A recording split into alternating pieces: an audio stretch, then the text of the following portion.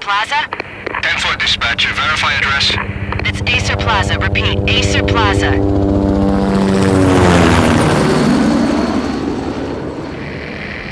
Shots fired on the rooftop. An assault in progress at Acer Plaza. Repeat, an assault in progress.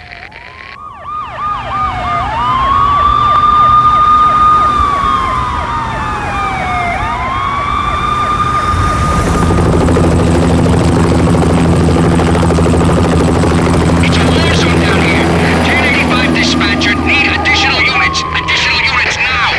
Officer in danger. Officer in danger. 10-5, please repeat. 10-5, all units, emergency. Officer in danger. Acer Plaza. Repeat, Acer Plaza, all units. They were all dead. The final gunshot was an exclamation mark to everything that had led to this point. I released my finger from the trigger, and then it was over. To make any kind of sense of it, I need to go back 3 years. Back to the night the pain started.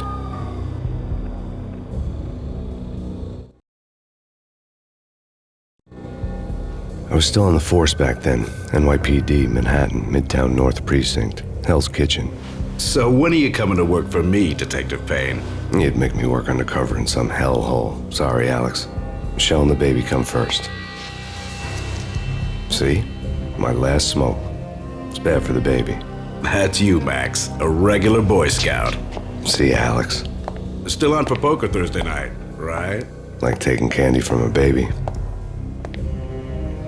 Life was good. The sun setting on a sweet summer's day, the smell of freshly mowed lawns, the sounds of children playing, a house across the river on the Jersey side, beautiful wife and a baby girl. The American dream come true. Honey, I'm home. But dreams have a nasty habit of going bad when you're not looking. The sun went down with practiced bravado. Twilight crawled across the sky, laden with foreboding.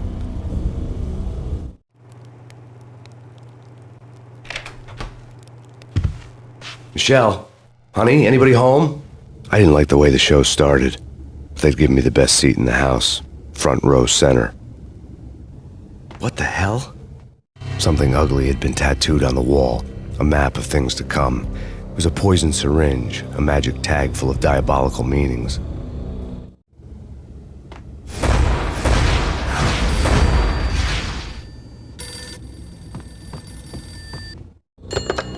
Listen, someone's broken into my house. Call 911. Is this the Payne residence? Yes, someone's broken into my house. They're still here. You have to... Good. I'm afraid I cannot help you. Who is this? Hello?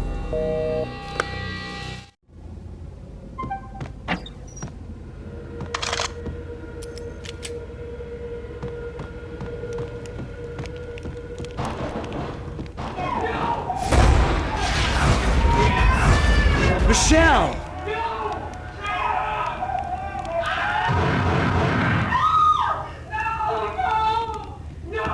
It's coming. Freeze! NYPD, drop it! Coming!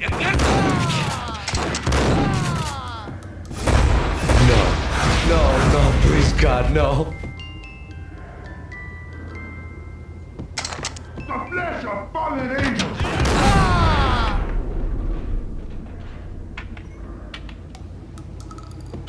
No, God, no, please, Michelle. Oh, baby.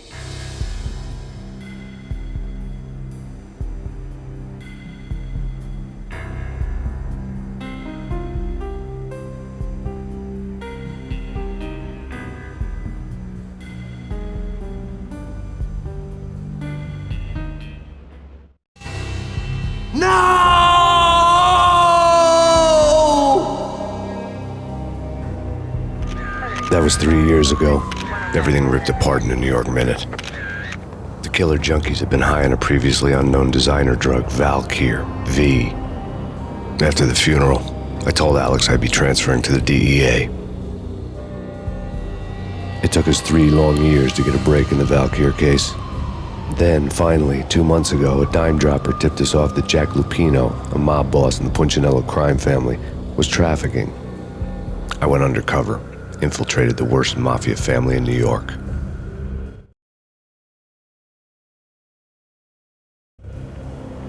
I came in from the cold and the dark. Outside the city was a cruel monster. I've been slowly working my way from the small time to the big fish, trying to get to the source of the drug. Alex and BB were my only contacts in the DEA, the only ones in this decrepit city who knew I was down here. BB here. Something urgent has come up with Jack Lupino. You need to meet with Alex immediately at the Roscoe Street station. I hadn't had a face-to-face with Alex since I'd gone undercover. Outside, the mercury was falling fast. It was colder than the devil's heart, raining ice pitchforks as if the heavens were ready to fall. Everyone was running for shelter like there was no tomorrow. It didn't get any better when I got to the subway. The feeling hit me like a point-blank shot straight in the face. Something was not right about this. My Beretta stirred nervously under my coat, but the train doors had already shut behind me, and I was in for the ride. Next stop, Roscoe Street Station, and Alex.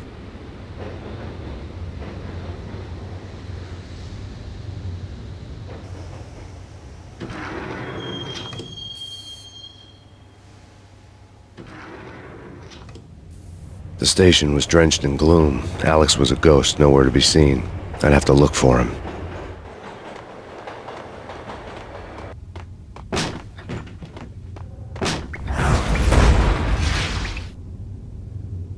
Death was in the air at Roscoe Street.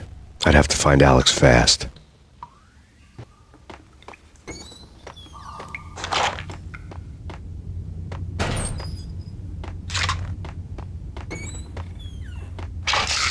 The pills would hold the pain back for a while. Wasn't Jake supposed to take care of this? He and Mickey are having too much fun taking care of the cop up there. Oh,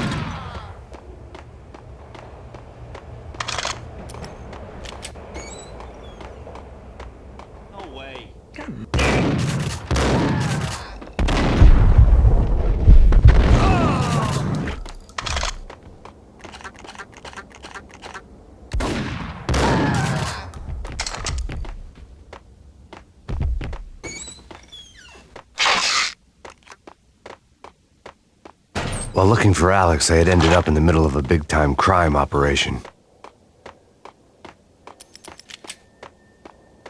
Hitting Roscoe Bank, ain't he? Hey, yeah.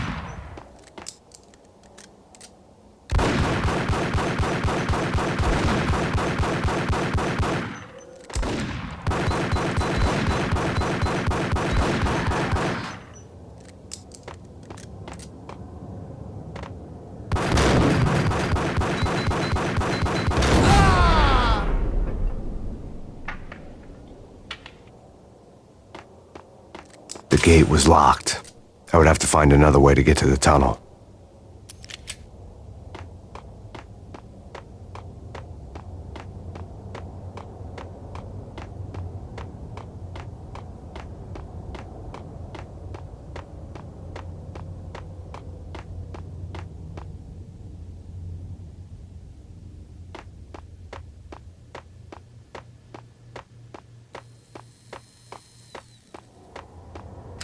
The power to the rail had been cut. I'd have to get it back on to get the train moving.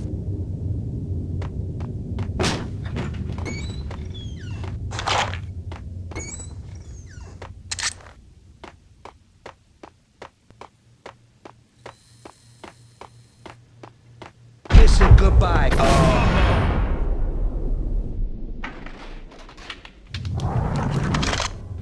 You saved me, man. What's going on here? A massacre. These armed thugs just appeared from nowhere. We need to get help. I can make the call from the control room 1 floor up. Can you take me there? Sure, sounds good. Follow me. We need to go and call help.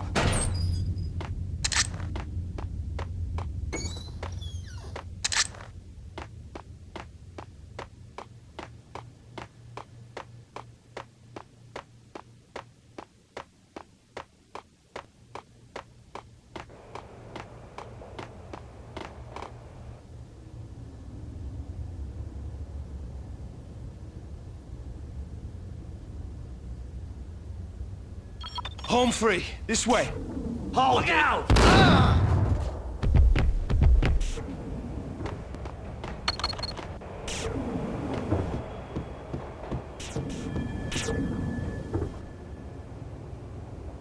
Ice up!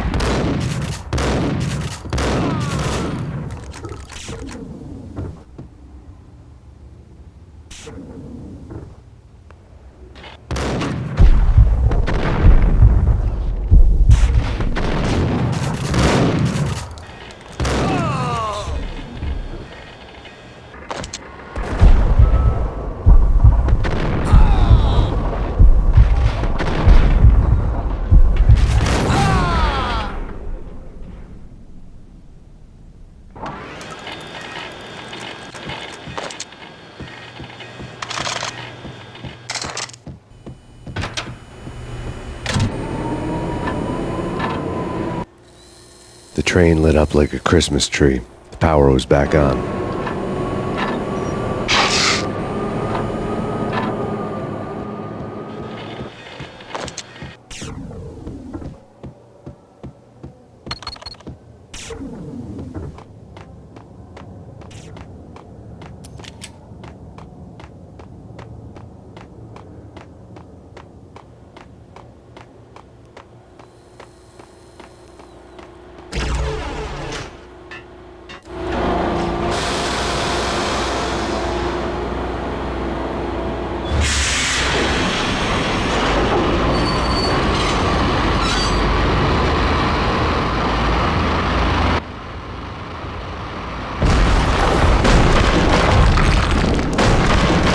So much for being subtle.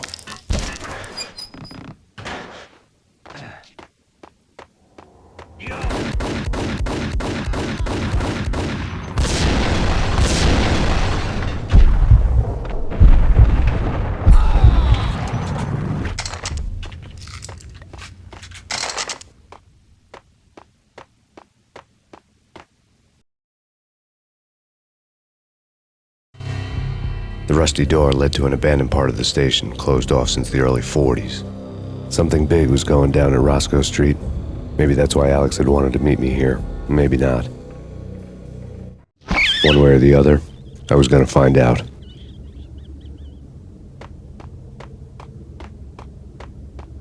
Did you hear something? Hey,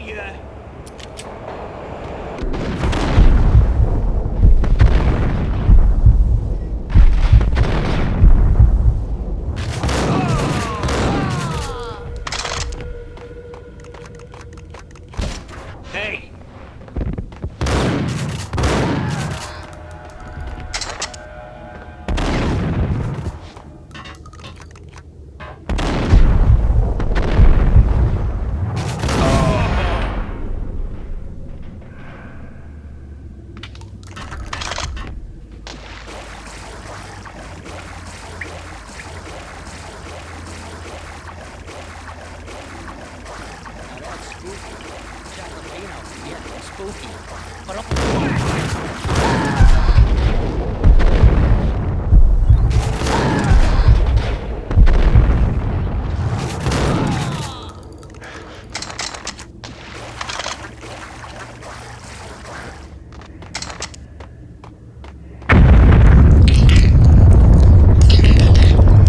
What the hell was that? Hold on here. Give me the detonator. Whack the sucker!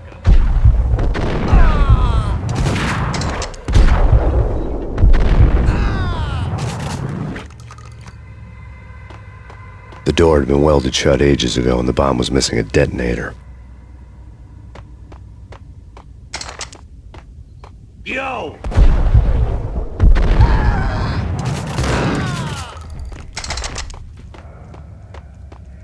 Okay, fellas. The police are on their way. New York's fine.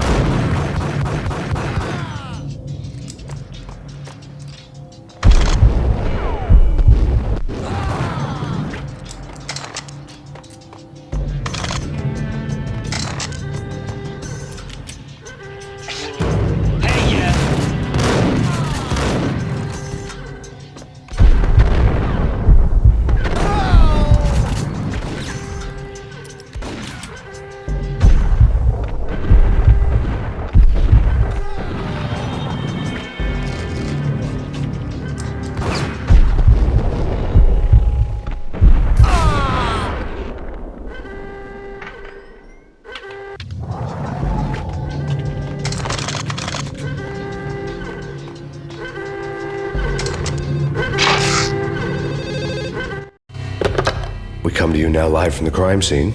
Who is this? Right back at you. This is Deputy Chief Jim Bravura from the NYPD. You are to cease your criminal activities and surrender immediately. Sure thing, Jim. Me and the boys have been talking, and everyone's real sorry. They'll never do it again.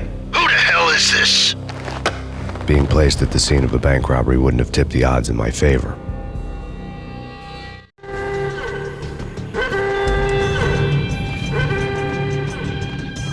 The bank robber's score lay on the table. The bank robbers had been after Acer Corporation bonds. The Acer success story had recently been on every channel and on the cover of every magazine.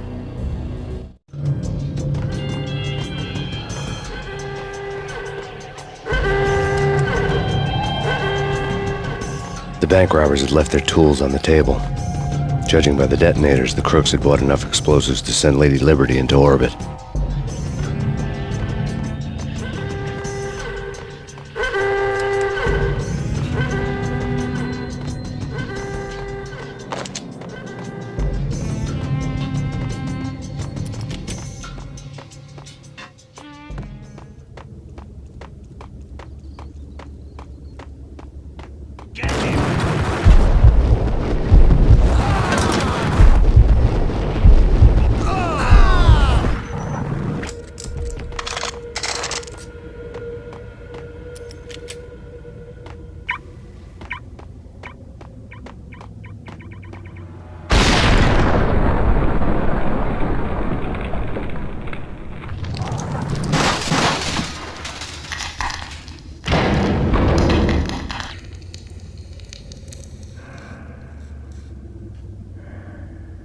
Hold it!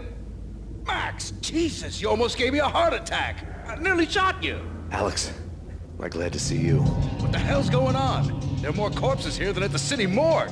It's an armed robbery, a tunnel job straight to the Roscoe bank vault through the old station wall. Is this why? This is Lupino's gig? This is Lupino's doing? Lupino's men? Really? You sure know how to pick a place. Can you get through? No, it's locked. We gotta get out of here. If it's Lupino, it's... Alex? Alex! There was nothing I could do. He was dead. I could tell by the empty, accusing stare of his eyes.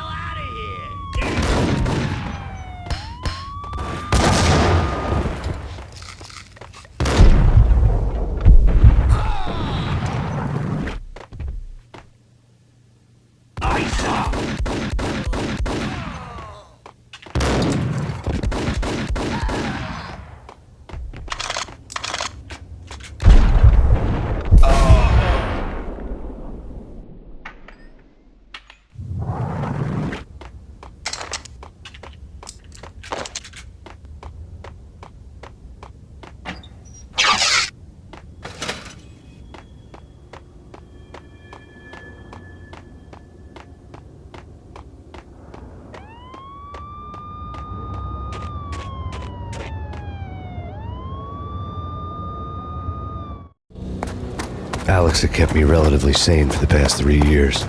Now I didn't know how I felt. Somehow he had stumbled upon something big and ended up stepping on Jack Lupino's toes.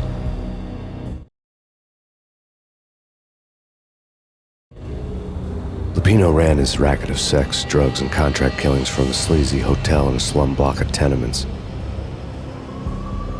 The NYPD was closing in. I could hear the sirens. Their wail was a crescendo.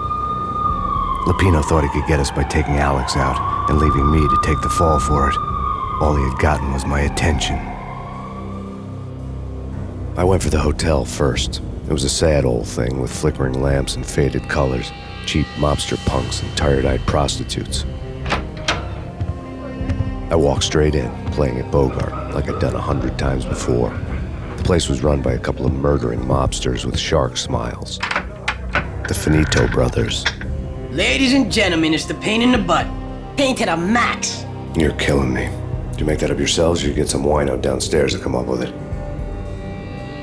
Don't answer that. A rhetorical question. I got something for the boss. Lupino around? That kind of depends on who's asking. A friend or a junk squad plan. Don't answer. It's one of them, how do you put it, rhetorical questions. Lupino ain't here, but he says bye. Lupino wasn't in his cheap hotel. Instead, I ran into the Finito brothers. My cover had been blown. The door slammed shut behind me, and then I was dodging bullets like raindrops. Pain in the butt. Ha ha! Pain to the max. Junk squad kid. Got a ticket to Marble City for you. First and lying down. Freaking out.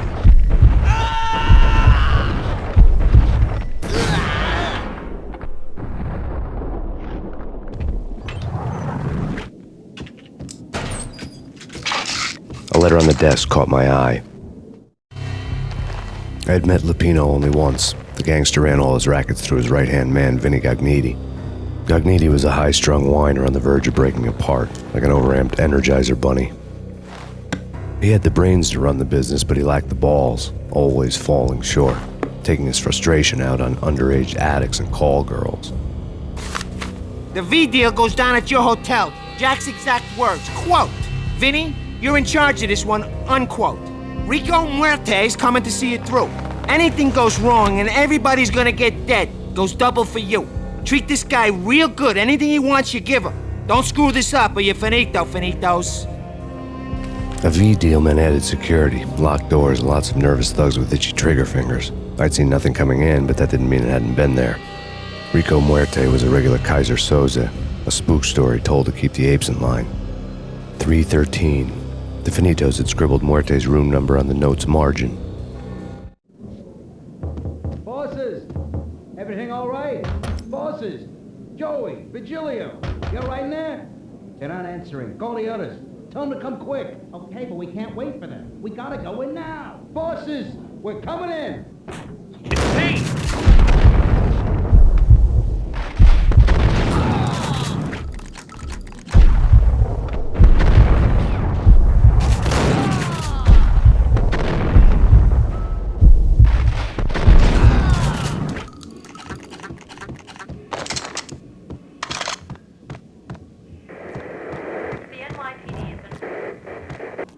In his press conference today, the mayor stated that Valkyr represents a clear danger to New York and called for drastic actions to eliminate the problem. On today's top story, the Valkyr crisis worsens with the murder of DEA Special Agent Alex Balder. Special Agent Balder had been shot repeatedly from a point-blank range. The gunman has been identified as Max Payne. The noose is sure to tighten around this fugitive criminal as more NYPD units join the search to apprehend him. I had just gotten my 15 minutes of fame.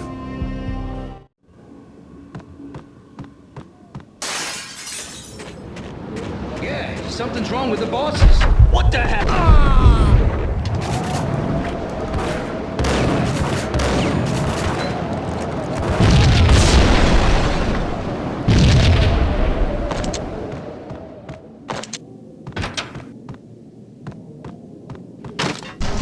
What the?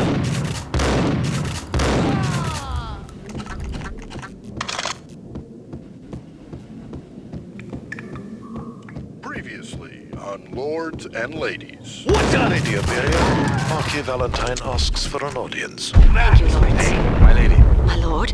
And now, an all-new episode of Lords and Ladies, brought to you in part by Acer Corporation. It's Gundam!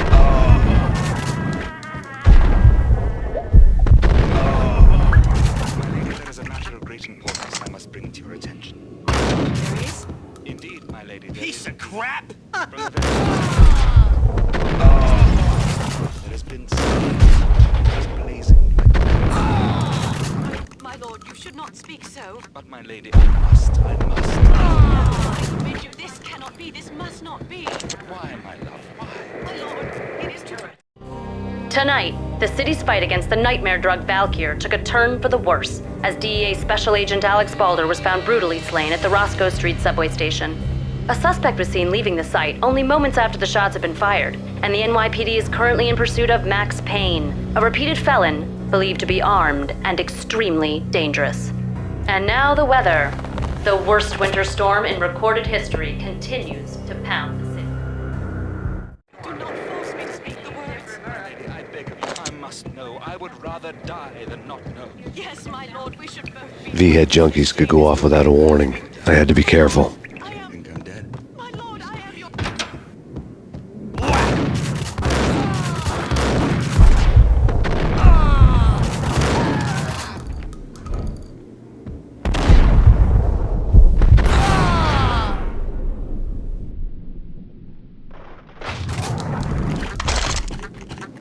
I'd found Muerte's room.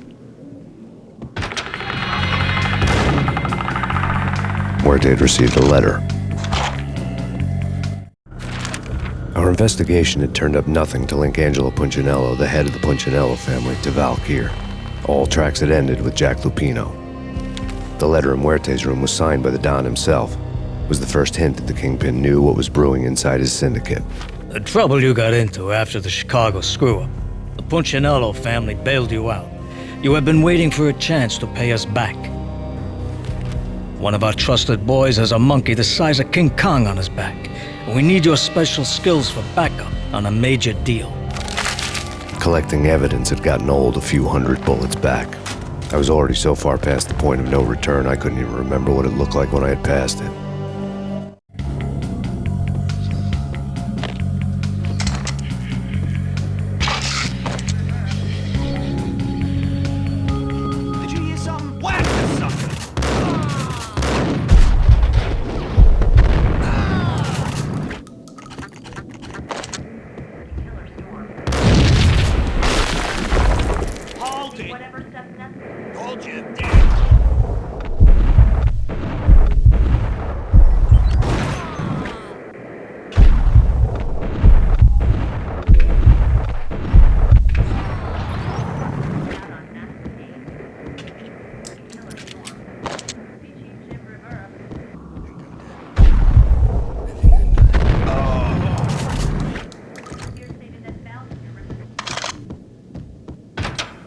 The hooker had left her diary on the table.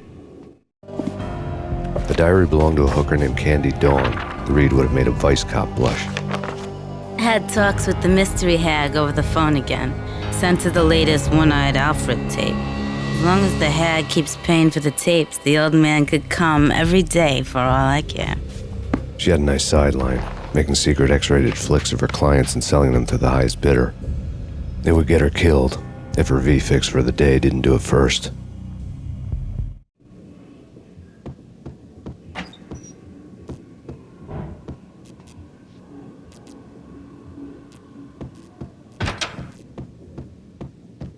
What the hell? It's him. Go get him. No, wait.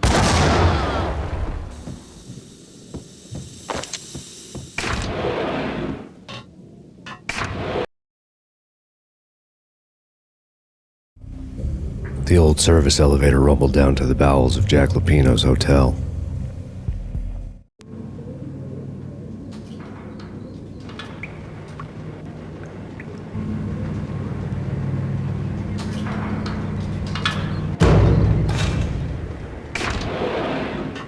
It was freaking crazy.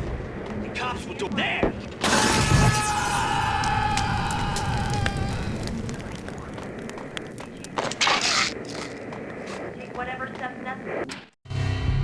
A winter storm warning is in effect in the whole tri-state area, as both freezing rain and heavy snowfall continue.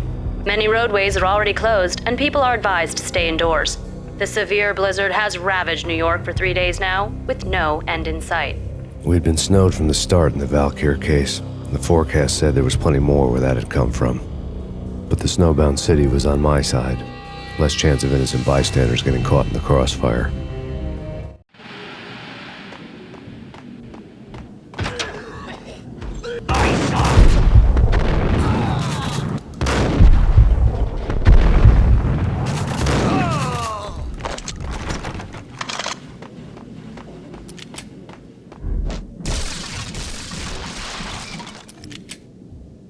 What the hell? Exhibit number 1, a newspaper. A dead man tied to a chair lay on the boiler room floor. Captain Baseball Bat Boy has an unbeatable track record in superhero death matches.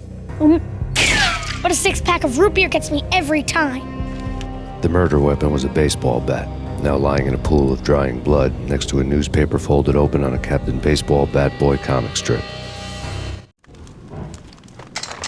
Take vampire movies. Why are they always set in LA or Mexico? They can't even get a tip. I saw.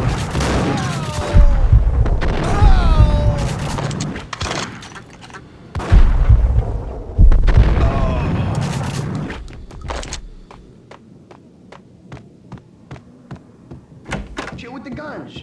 Trust me, you don't want to piss Muerte off. Gentlemen, let's do business. Green for green. There.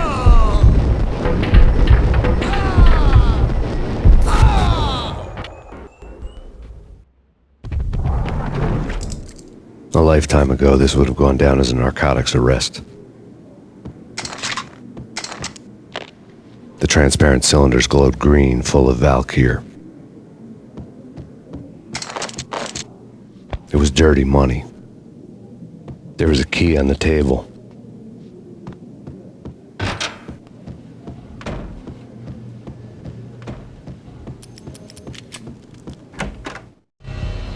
Two mad dog killers, ready to murder each other. They step into the next room, and I'm thinking, now they're gonna do it. But no. They sit down in front of a TV and solve their differences with the Kung Fu fighting video game. I tell you, Candy, I was so depressed, I strangled them both with the video game cables. Oh, Rico, you're so bad. I am, ain't I? Rico Muerte, big-time hustler. Who the hell? It's that cop. Muerte went for his gun. Do something.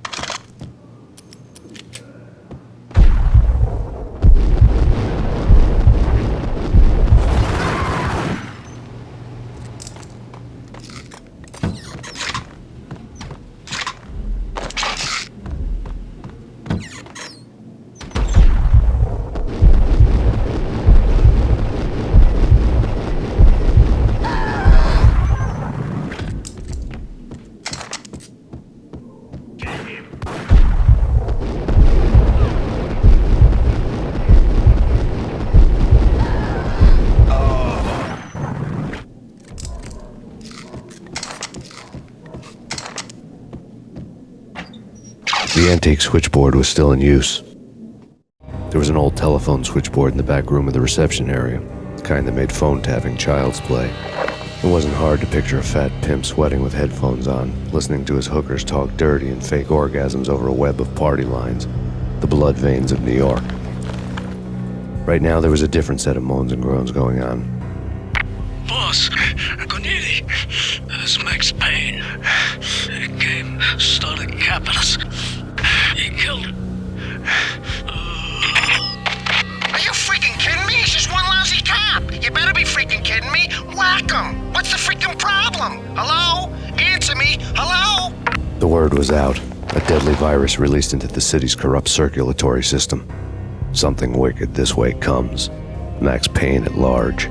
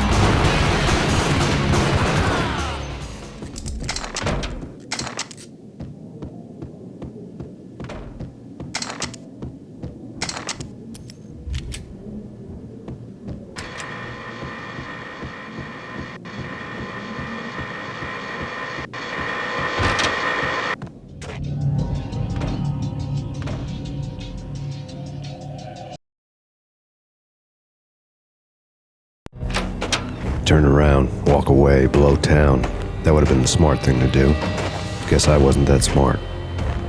Lupino's tenement buildings were a seedy hangout for all kinds of sleaze. A liquor store, a pawn shop, a laundromat full of mobster bookies and loan sharks. The list went on. The how and why of it was a mystery to me, but they knew I was a cop. They knew I was coming, and they were going to get real trigger-happy about it. I got to see Lupino's hangout all lit up. A bomb went off, turning snow into liquid gold. A pillar of fire lifted the remains of a car straight up into the air.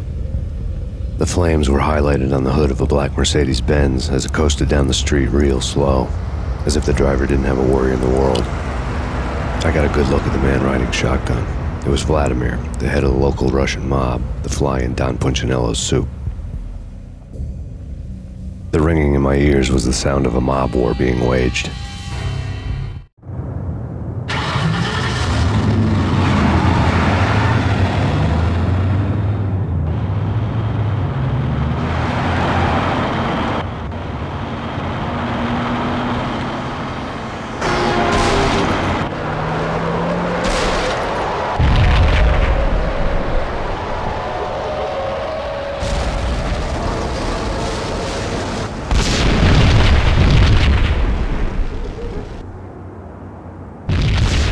Another bomb exploded inside the closest slum building. It was a lucky break.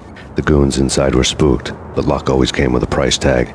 More bombs could still be ticking inside, and the cops would already be on their way. Jack Lupino's suite was on the top floor. At least it used to be, before the explosive makeover. I don't know, man. I don't know. Hold it!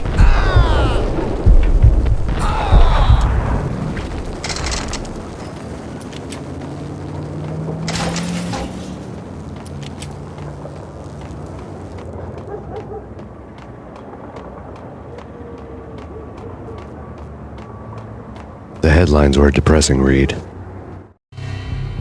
The headlines were screaming bloody murder. The storm was a screaming duet with the approaching prowl car sirens. It was all a scream when you were down for the count and wanted for murder.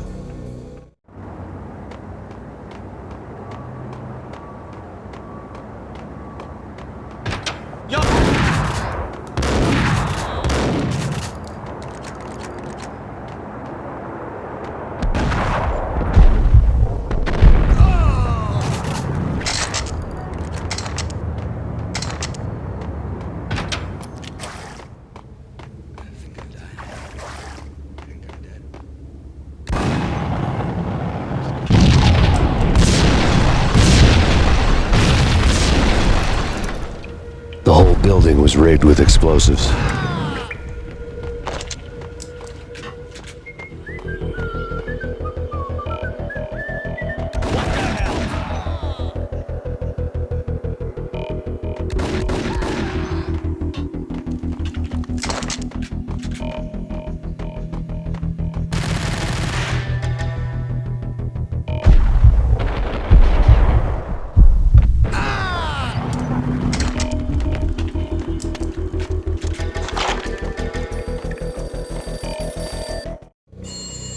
A beaten-up phone in the entrance hall was ringing. It could have been just a junkie in need of a fix, but it turned out to be something more sinister than that. Am I speaking to Mr. Payne? Who wants to know? My name is Alfred Wooden. You must hurry. The police are on their way. Tell me something I don't know. They know you're there. How? And what's it to you? I will contact you again. The cops arrived, sirens singing in the off-key harmony of a manic-depressive choir. I had a few minutes while the SWAT team would go through their usual routine. By the time they busted in, I needed to be long gone. Max Payne, this is Deputy Chief Jim Bravura from the NYPD. Drop your weapons and come out with your hands above your head. Sure. Yeah. Sure.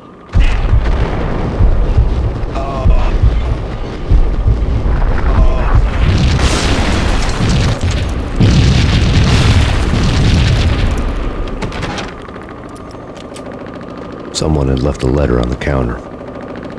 There was a key on the shelf. Suddenly it all made sense. The bombs, the Russian mob boss making an appearance in person. Gagniti was his usual self. All talk and no walk. After our hit, the Russian has only a couple of guns left and they can be bought. There's no freaking way he has the guts to try anything after that. As it turned out, the Russian had plenty of guts. One thing you could count on, you push a man too far and sooner or later he'd start pushing back. Max Payne, this is your final warning. Surrender or we'll be forced to take action. Don't make us come and get you. What the hell?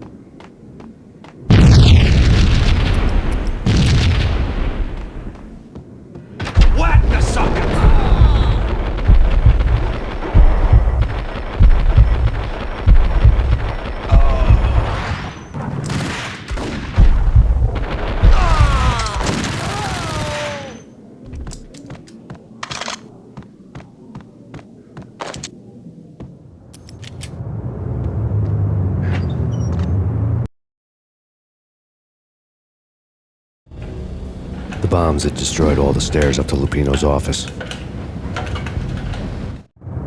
The alternate route led there by way of adjoining rooftops.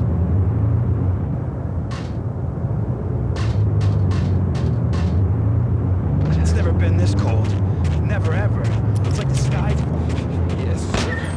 It's the end of the world as we know it. To get to the roof, I'd need to get to the elevator through the locked door up ahead. Pizza delivery. Never seen you before. Buzz off, Joker.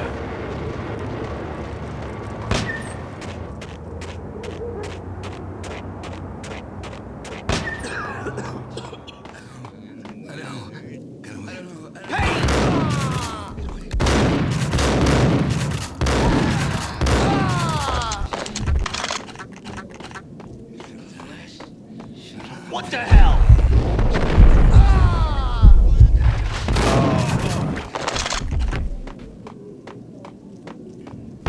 No, don't shoot. I ain't... You know the clowns at the laundry? Me? No. You're no good to me then. What? No, the laundry, yeah. I know him, yeah. Get me in there. Okay.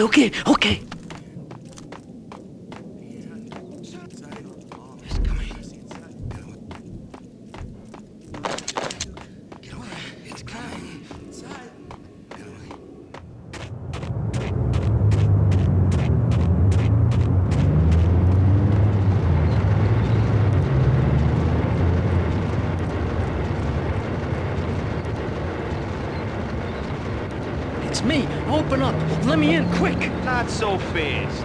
The password. John Woo. Come on. Okay, John Woo. All right. Come right in. It's a trap! It's There he is!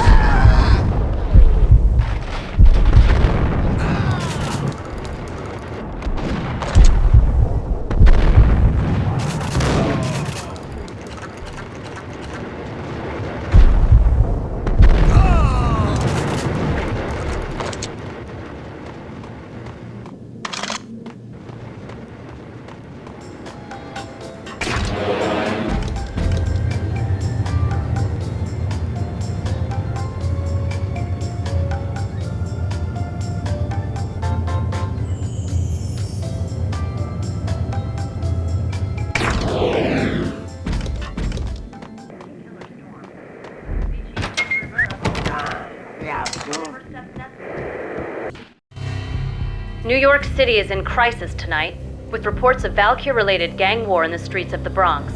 Apparently, Max Payne, wanted for questioning in connection with the slaying of a DEA special agent earlier tonight, is waging a one-man war against his former partners in crime. Among the list of casualties so far are notorious mafia members Joey and Virgilio Finito, as well as Rico Muerte, himself a fugitive from the law, and a suspect for several murders in the Chicago area. The NYPD has been placed on full alert. A citywide APB has been put out on Max Payne. Deputy Chief Jim Bravura has promised to take whatever steps necessary to bring him to justice.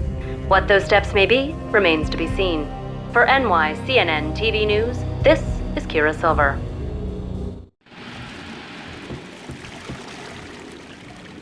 What the hell?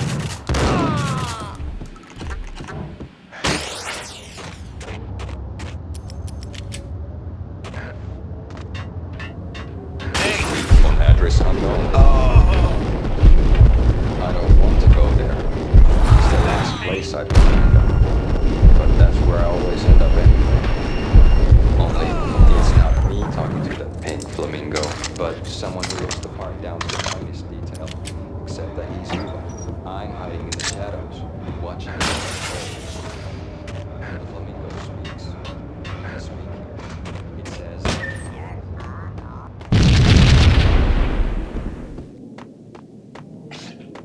Red, blue, or green? It's always red or blue in the movies. So, green? No, not the green.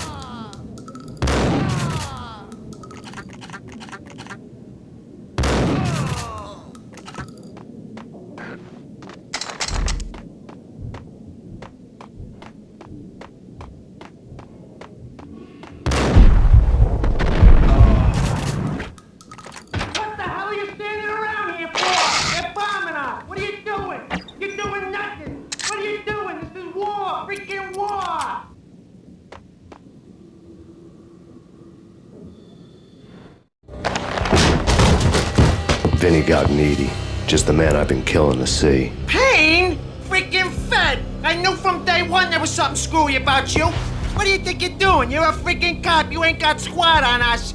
You can't just come in here waving your piece like it meant something. Yeah! Oh my God! Oh God, you shot me! Ah! You're dead, Payne! What the hell are you waiting for, you apes? Kill him! Kill him! With pleasure, boss. Gognitti bailed. I made like Chow Yun Fat.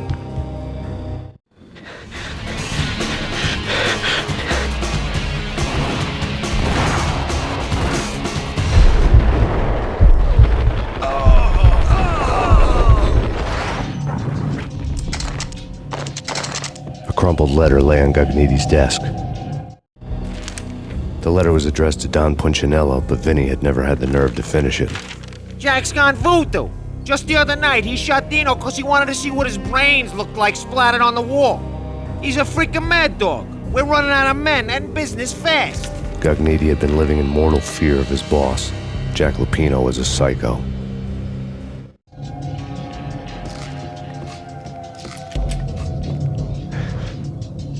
Vinny Gognitti was running scared.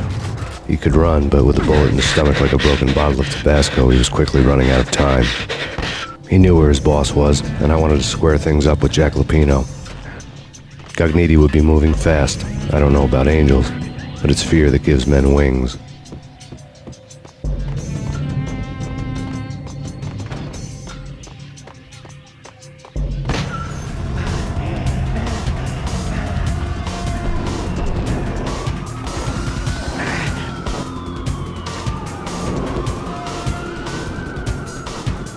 Gognitti hitched a ride.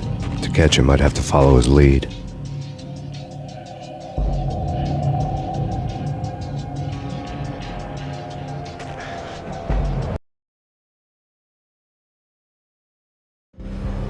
This was my second train ride of the night. The way it started didn't promise anything better than the last one. Freezing wind tearing at my face like sandpaper and razors, ice hard and slick under my hands and feet. And somewhere in the background, the wail of sirens, the city howling after me. New York sped by in fast forward. Dark rooftop water towers and a dead forest of antennas and chimneys, all a blur. When the train he was riding slowed down, Gognitti made his move.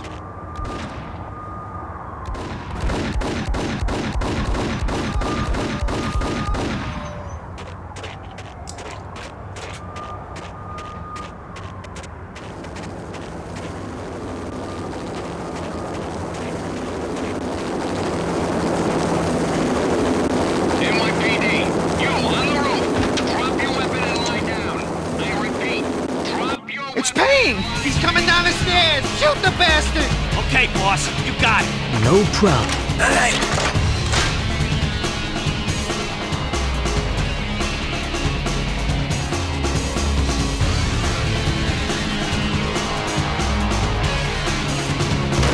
What the hell?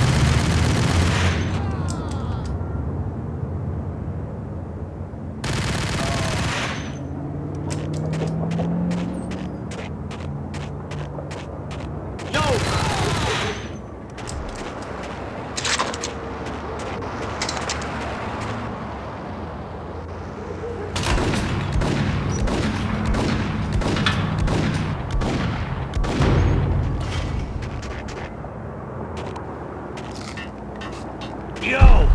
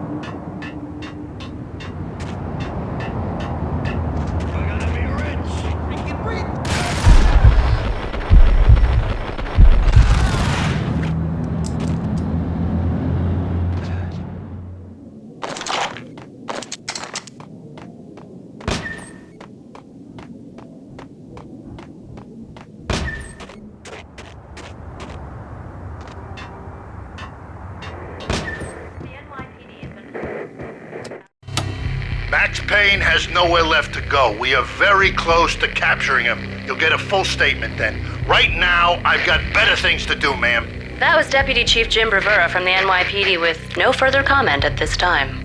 Apart from his suspicious food habits, I figured Bravura to be one of the good guys. Fate had just dropped us on different sides in this. But when it came to capturing me, he was way out of his league. I had already ditched the cops a couple of rooftops back. For now.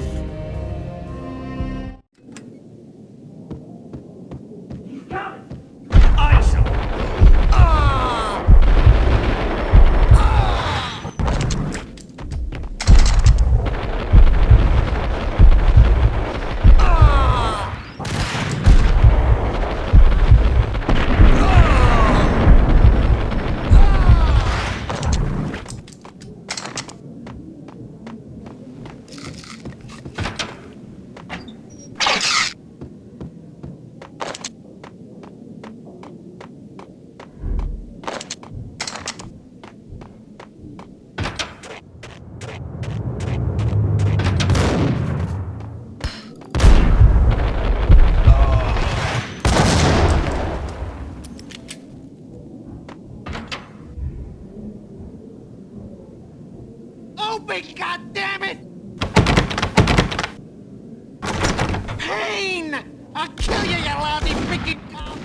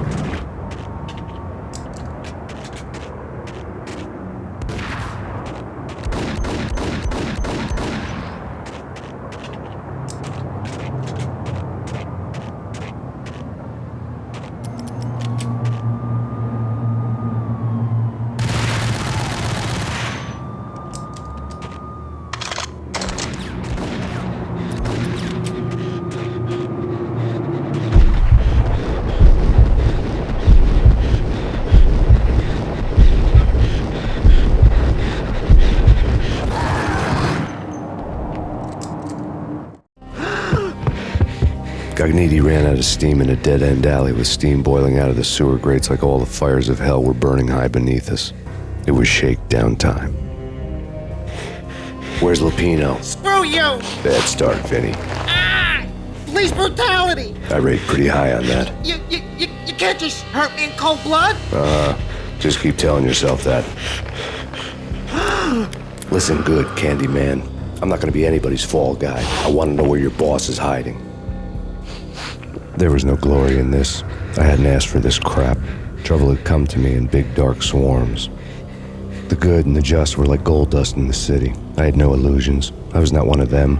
I was no hero. Just me and the gun and the crook. My options had decreased to a singular course. I'll tell you, just don't hurt me no more. Lupino's at Ragna Rock, the nightclub. Book me, take me, hold me to the freaking jail, just don't hurt me. Your rights will be read at your funeral.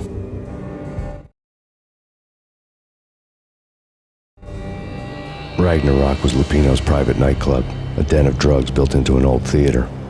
I knew what waited inside. V-head junkies ready to explode in random acts of senseless violence, and Lupino's goon squad, the worst stone-cold killers this side of hell.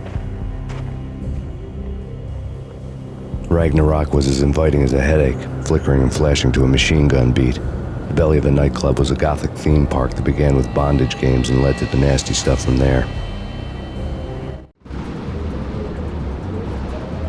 As subtle with its dark message as a cop-killer bullet through the heart.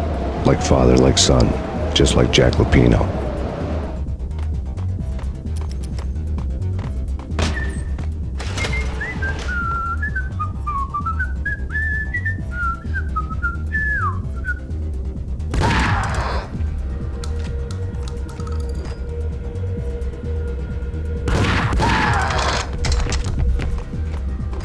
The book had never been a bestseller. Given the setting, I was surprised to find that somebody had been passing time reading. The paperback was entitled, The Age of Murder and Storm. The blurb on the back mentioned Norse mythos and Ragnarok, the end of a Viking world with a terrible winter that covered the earth in ice, when vile crimes were rampant and all humanity lost. I could see how somebody impressionable might get it into their head that we were at the end of time. I was also beginning to see what the nightclub and its owner were all about.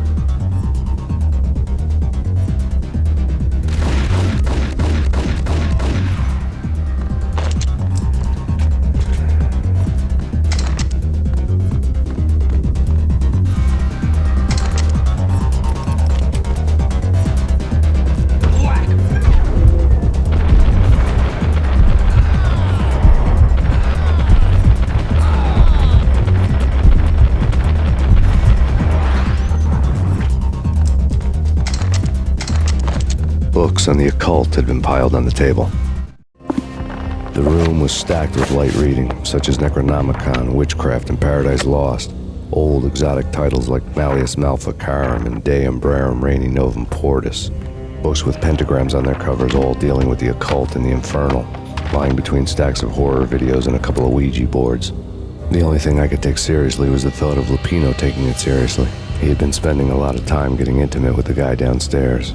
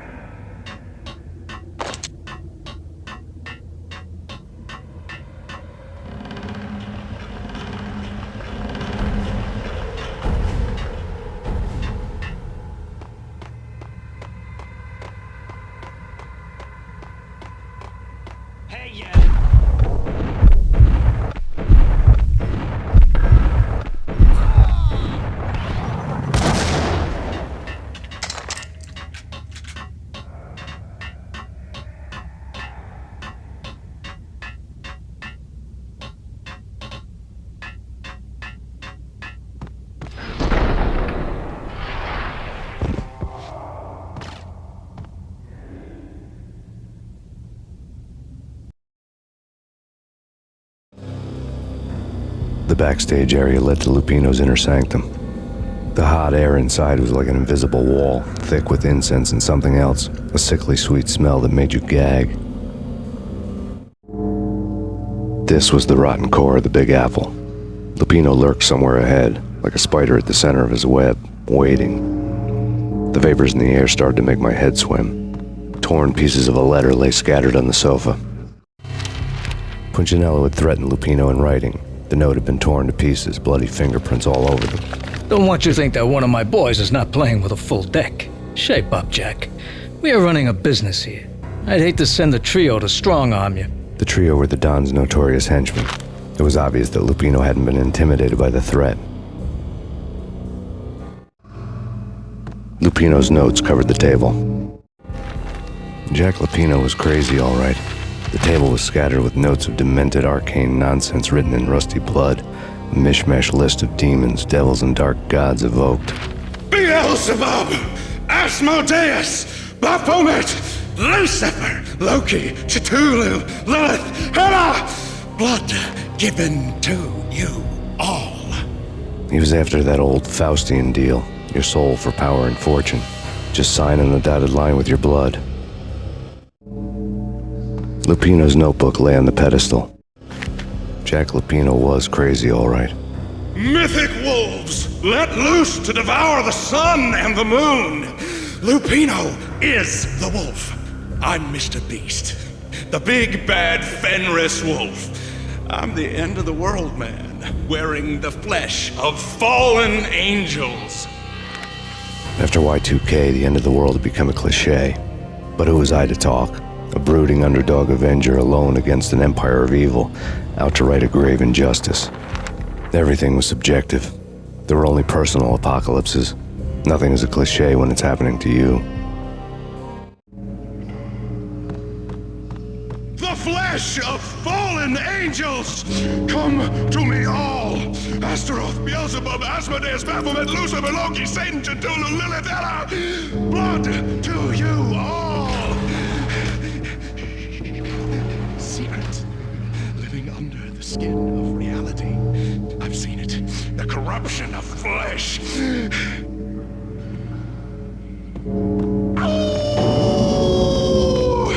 I'm the wolf, yeah! I am the wolf! It's close. It's coming. You have come. Approach to the end of time. It's now! I will rise to her side! I don't need the words! I'm beyond the words!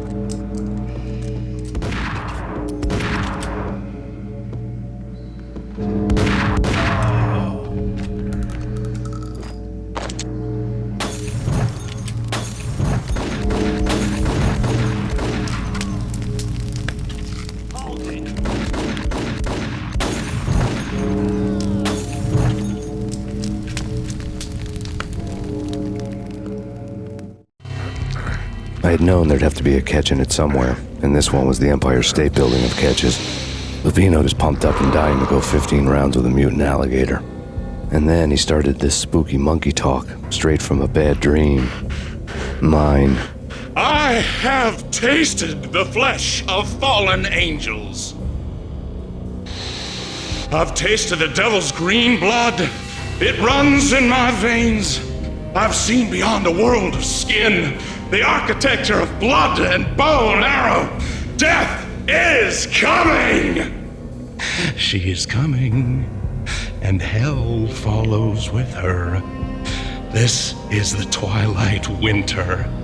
I am ready to be her son. Her time is now, and all who stand in her way must die!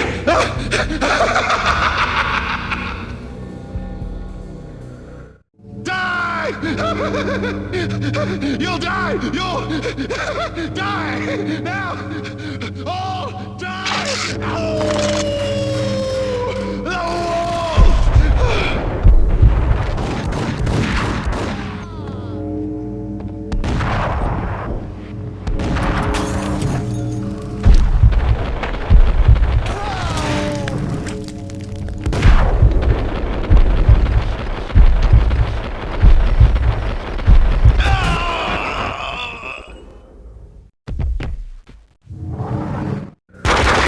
Lupino finally went down.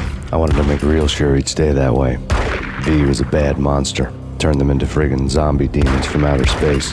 I think he's dead already. Huh? And that's when it happened. But dead or not, you've got the wrong guy. In stepped this knockout femme fatale holding a gun to my face. I returned the favor. Lisa Punchinello. Lisa Punchinello was the Don's wife. Mona Sachs. Lisa's evil twin. Your safety's off, evil twin. You might hurt someone with that gun of yours. Lisa's the damsel in distress. I'm the professional. I'd blow you away without batting an eye. Sure, and you can check out my credentials splattered all over this joint. Jack couldn't have framed you. Not the state he was in. We're after the same slime bag. Angelo Punchinello's the one who murdered your friend and framed you with it. You know this for a fact. I've got my sources. I don't have a clue these days. I just shoot them as they come. Who put a contract on the Archfiend? This one's mine. I hate the guts of that sadistic wife-beater. Why not pool our bullets for this one? I thought you'd never ask. My finger was starting to twitch. How do you like your whiskey? I'm easy, as long as you don't try to slip me a Mickey. You're a real angel, Max. It was good stuff. Tasted sweet as honey going down. Nothing personal. Can't risk you going berserk and getting Lisa killed.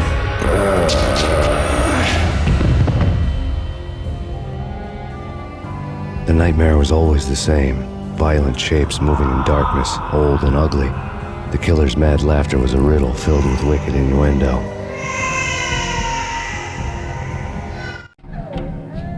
Somewhere, the baby was crying.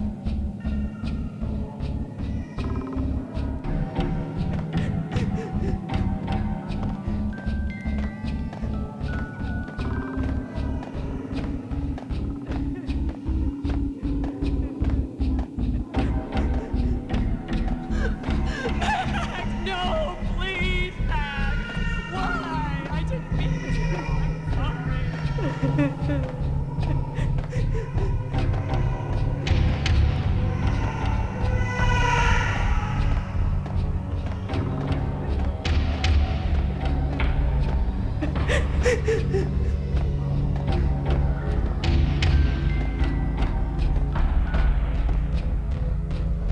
Should have known it when we found you snoring next to Lupino's corpse. A comedian, huh? Michelle looked at me from the photo. The Payne family. Happiness captured in a Polaroid moment. I had thought it would last forever, till death do us part. I didn't want to think about it. As long as I didn't, it could never happen. But I had broken my own rule. The thought had already slipped in. Fear was rusty needles poking at my brain. Cold and scaly, it slithered down my chest. The pictures were filled with good old times. Alex and I had a few moments of glory between us. Crime-fighting comrades, the best in NYPD DEA collaborative team. Good-hearted macho bullshit like that. I would have given anything to have him here as my backup. No such luck. No luck at all.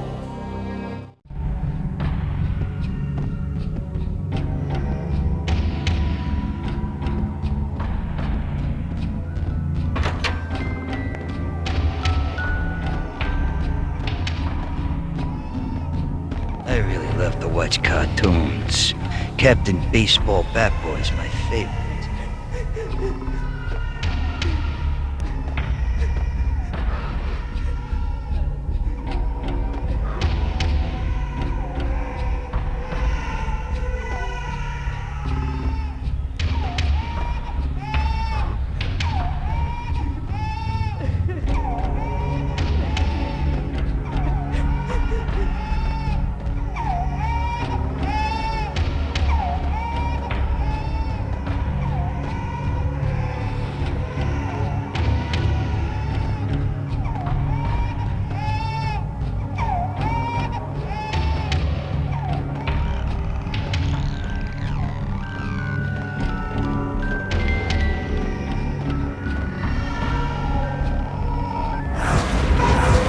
No.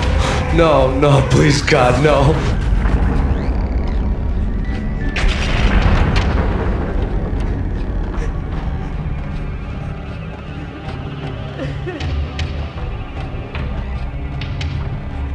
Slice him, dice him, shoot him full of holes, blow him to bits, vaporize him, disintegrate him. No matter what you do, they'll still be back, good as new. Michelle's diary lay on the table.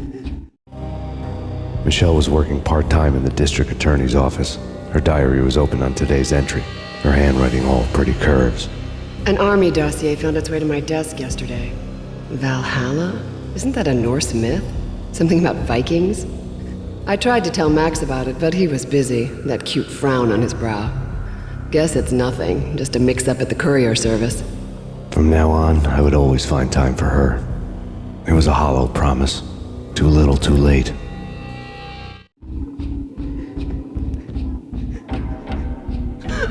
Max, no, please, Max! Why? I didn't mean to. I'm sorry.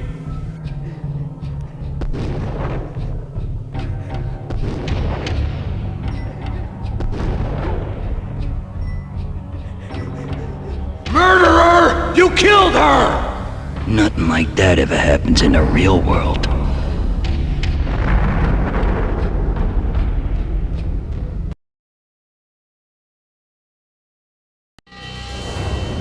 I woke up in a bad dream. My head felt 2 sizes too small for my brain. Max Payne. I envy your name. And the killer was smiling. Pleased to meet you. I'm Frankie the Bat Niagara. Niagara, as in you cry a lot? He had a baseball bat and I was tied to a chair. Pissing him off was the smart thing to do.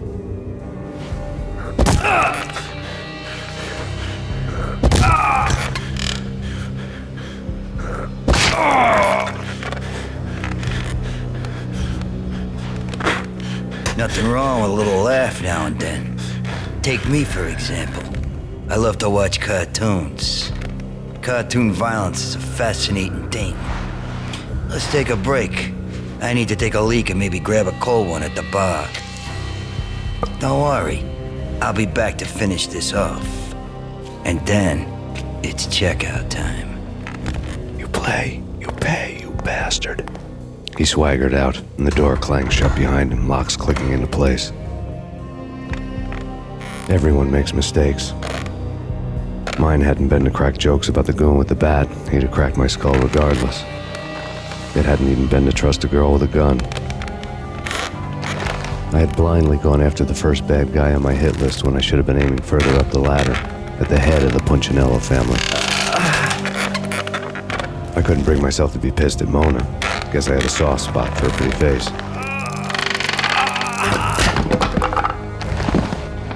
But when somebody decides to play baseball with your head, you tend to get sore. They had dragged me back to the basement of Lupino's hotel. I was beaten, bruised, and blue. I felt like the chair I had broken to get free.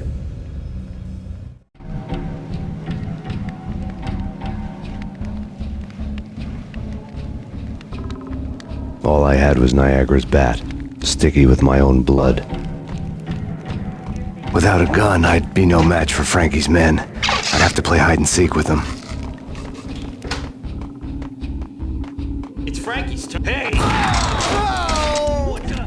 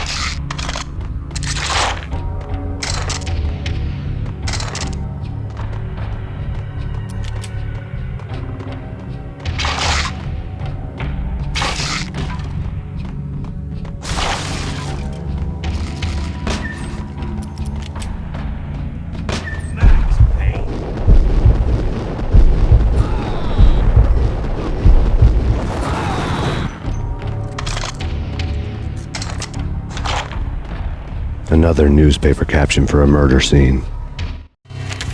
Frankie had left his calling card, a Captain Baseball Bat Boy strip, next to a sewer passage filled with bodies. You'd better not mess with Captain Baseball Bat Boy. Even my archenemy, Bicycle Helmet Girl, swoons at the sight of me. Aha! There were enough corpses to put a mass murderer to shame.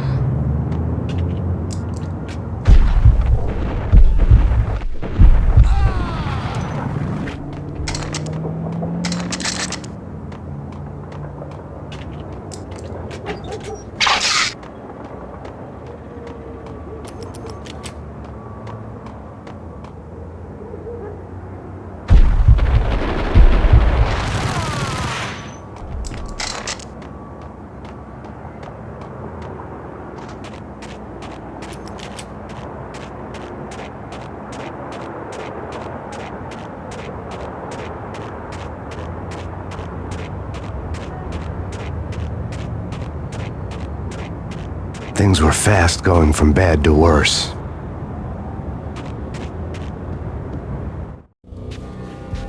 The men in blue had come and gone. They had decorated the place with chalk outlines and tied it together with yellow tape. The cops who had stayed behind were dead. Frankie, his boys, and I had the place all for ourselves. Just forget about it. Just forget about it. Hey, just forget about it. That crazy witch, you should have heard her. She was a real scream when the boys caught her trying to cap the Don. Oh, that's friggin' bad. To the trio? That's even worse than what Frankie's doing to that poor bastard downstairs. She's gonna take a long time to die. The mobster muscle on the phone was talking about Mona. Punchinello's trio were nothing but bad news. There he is!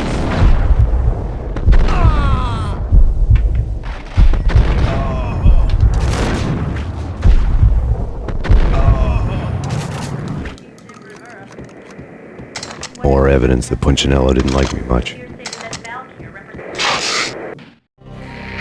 The fact remains that all the victims so far identified in the Ragna Rock shooting have been known criminals, many of whom had large doses of V in their blood. Reliable sources say that Max Payne was also among those killed, although no body has been recovered at this time. Reliable sources. That meant somebody thought the Mafia had me, didn't want the cops snooping around anymore. The body would be delivered to them barely recognizable. Case closed. Don Punchinello had the power to be that reliable source, which was no news. But his news was old news. Framing me hadn't been enough. Don Punchinello had put a hit on me. He wanted me dead, and it had been important enough for him to give written instructions to Frankie about it. Max Payne should die like a dog for the trouble he's caused. Frankie, I know I can trust you to give this matter the dedication it needs.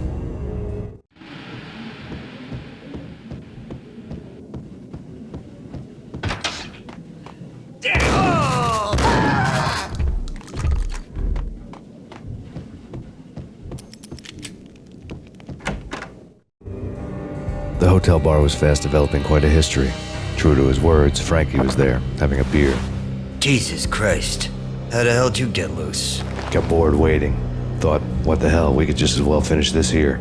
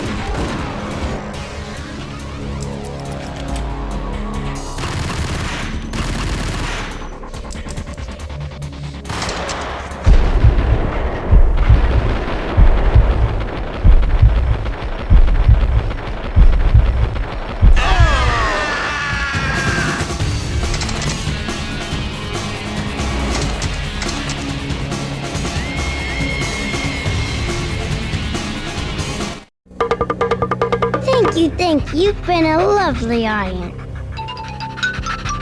Had enough? I don't play with girls anyway. Unfair! I spotted the tail as soon as I left the hotel. A big black Mercedes. I had seen the car before. That time it had heralded impressive explosions. Vladimir was back. Bang! You're dead, Max Payne. I might have laughed if I remembered how. What's this supposed to be? Cops and robbers? Look, you want something with me? Get in line. Peace, man. Relax. You know you are a real news item. Armed and dangerous. I am going to make you an offer you can't refuse. I've always wanted to say that. It's a bum rap. I've been framed. That's a moot point. Whatever you did or did not do, I'm sure you had good reason for doing it. Want to hear me out? I'm listening.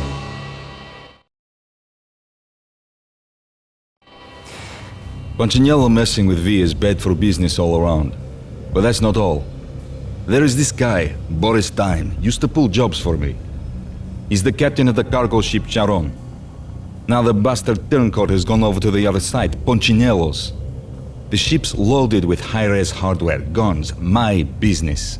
If Punchinello gets hold of that cargo, he's won and I have lost. And you'll have your work cut out for you. If you want to get to Punchinello, you'll need heavy-duty persuaders. I am just the man to get them for you.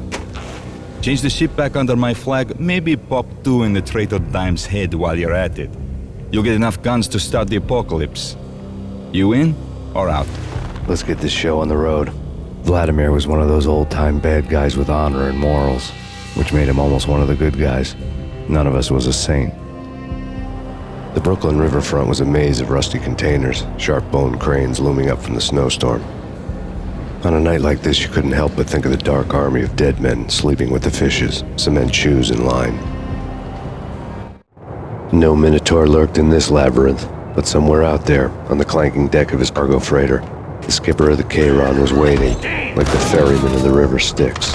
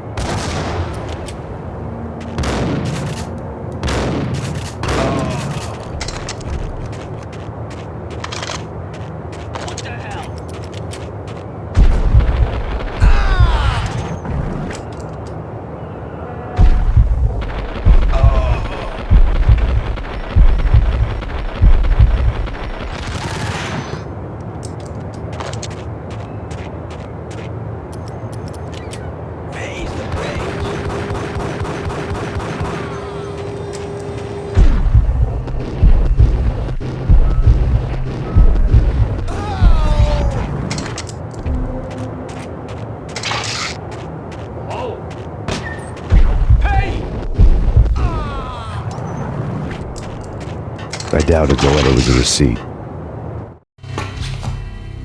Rico Muerte had come to town to do more than just sort out family troubles. Exhibits number 1, 2, and 3. A briefcase of money, a sniper rifle, and an envelope with one word neatly printed on a folded piece of expensive paper. Mayor. It didn't sound like a mafia contract at all. It was too cold and too to the point.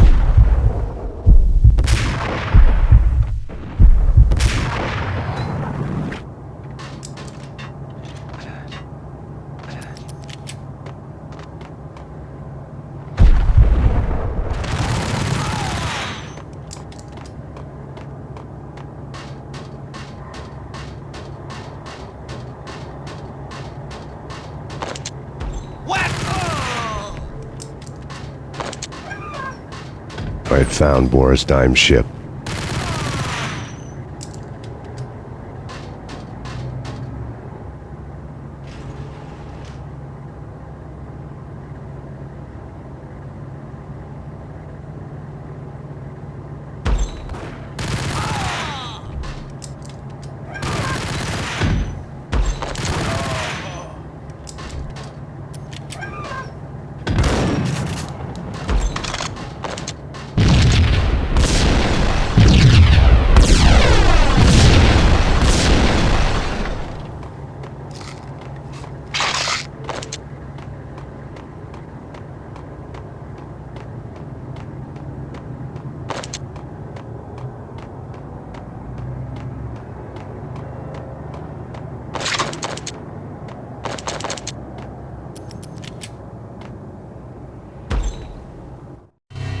Rust had crept over the sides of the cargo steamer a long time ago. Boris Dime would be on board. I'd have to smoke half of his crew to even get near the gangplank. The guns were probably being kept in the hold, buried amidst the rats and oily water.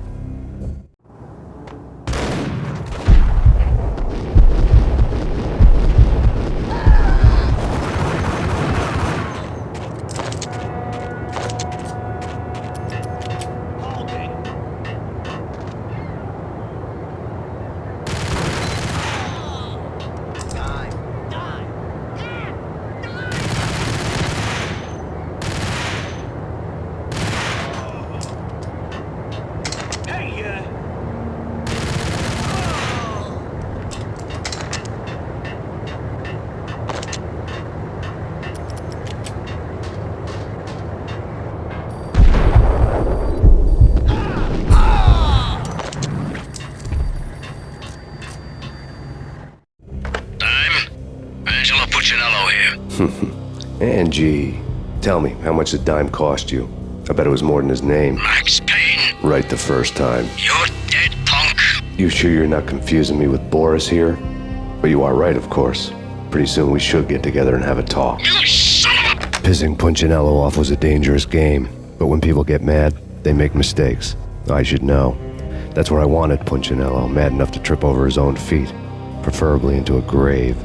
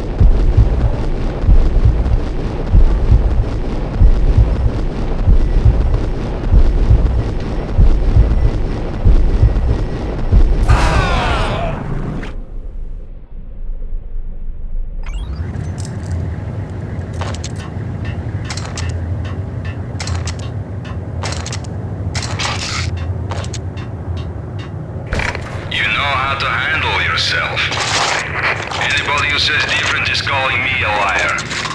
Glad I'm here. Collect all the guns and ammo you want.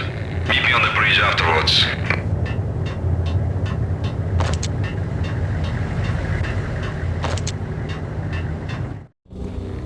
Did you get everything you need? Check. I owe you. Anything you need. This is my solo. When I'm through, Punchinello won't be anybody's problem anymore. Clear as vodka. But anytime you get between a rock and a hard place, just whistle. This could be the beginning of a beautiful friendship. You really get a bang out of this big-time gangster act, don't you?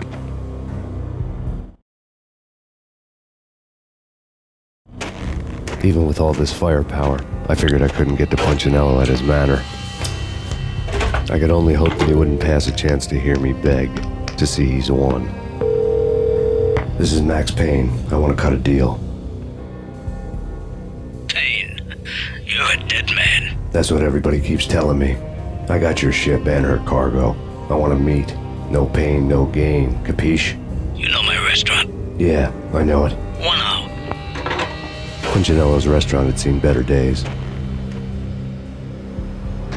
Snow was falling like ashes from post-apocalyptic skies, but that was outside. Things would soon get hot in the Don's restaurant. I knew it was a long shot, Angelo Punchinello actually showing up, but there was no crime in hoping.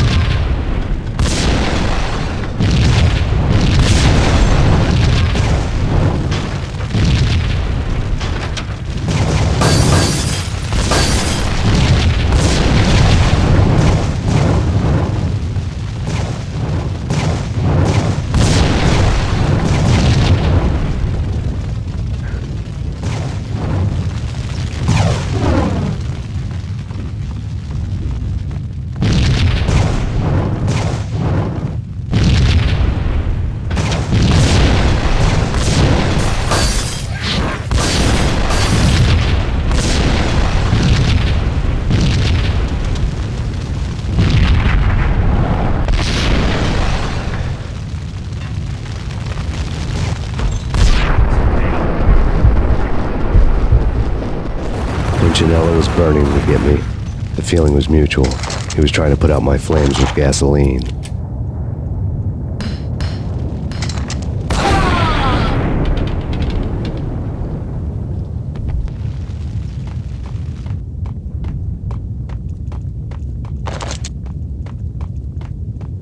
The mobsters have been guarding a real treasure, the way out of this disco inferno.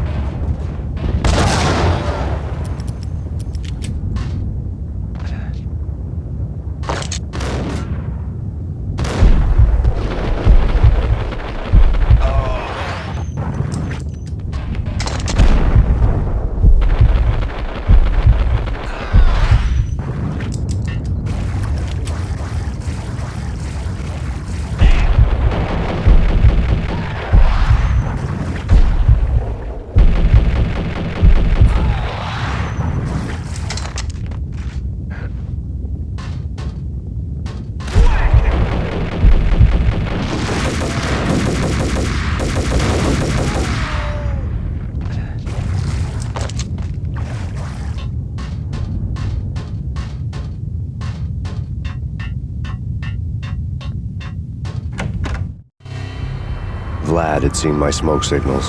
The Mercedes was revving to go, almost drowning out the banshee wail of the sirens. You coming? We'll drop you off at the Punchinello Manor. Sounds good to me. When this is over, look me up. I could use a professional like you. I'll keep that in mind.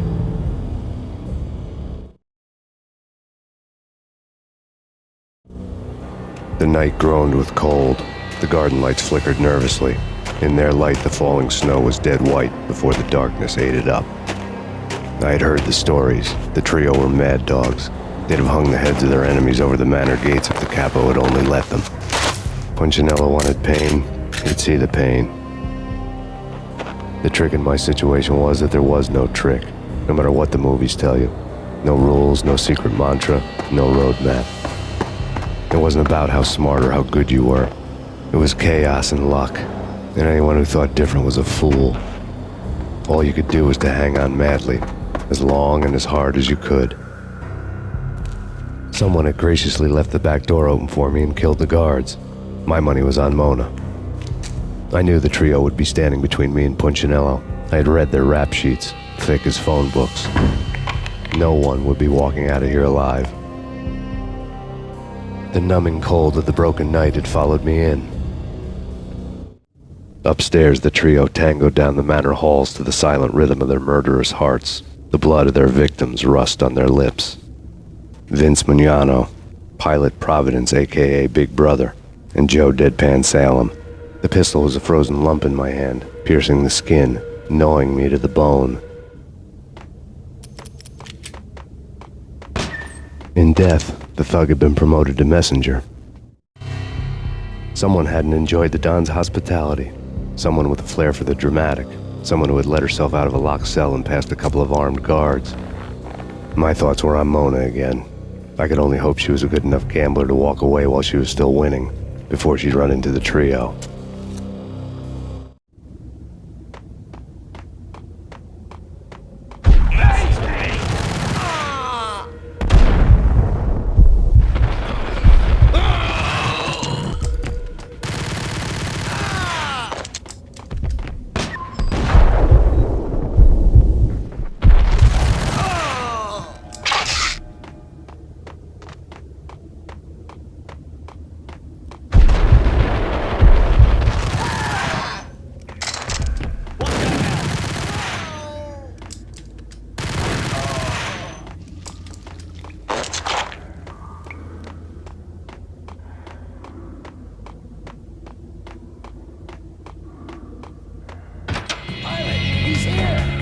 It didn't take me long to run into the trio.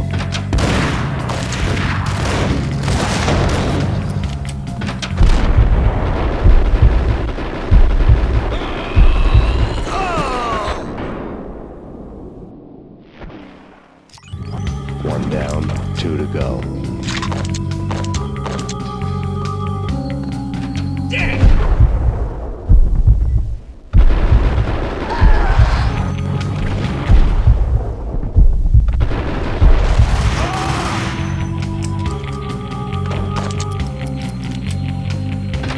My fortune had been told. The word on Lisa Punchinello was that she was a bit of a witch. The tarot cards on the kitchen table fit the picture. They weren't my kind of cards, but I was willing to take a crack at the hand Mrs. Punchinello had dealt. The first card was the Tower. Maybe that was supposed to be the manor. It got easy after that. The devil was the master of the house, and death was me, coming for him.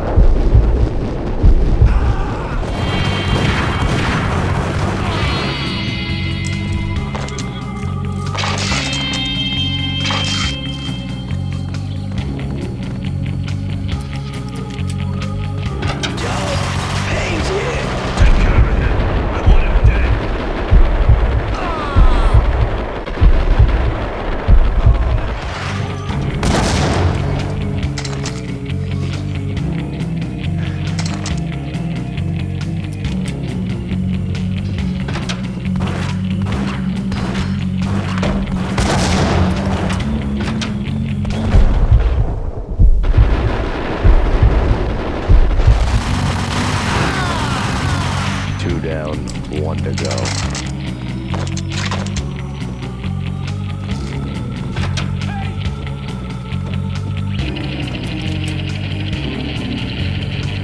No stopping him!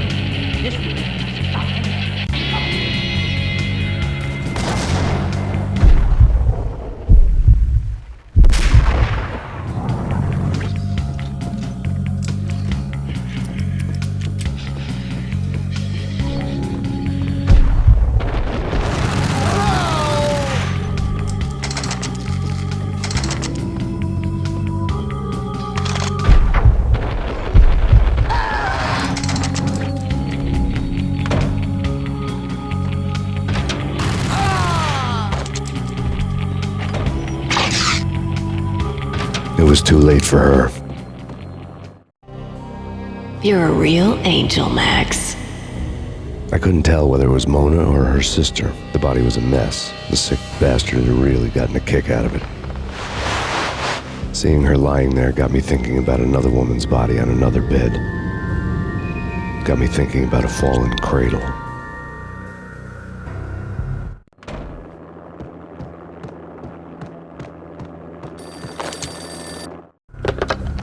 Max Payne. Talk to me. Alfred Woden. You've got company. An armed helicopter just landed on the manor grounds. You must hurry. The more the merrier.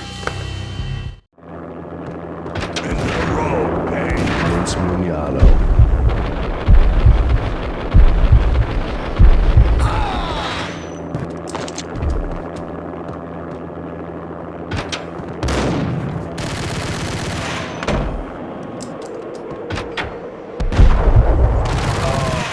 Punchinello's trio was done for.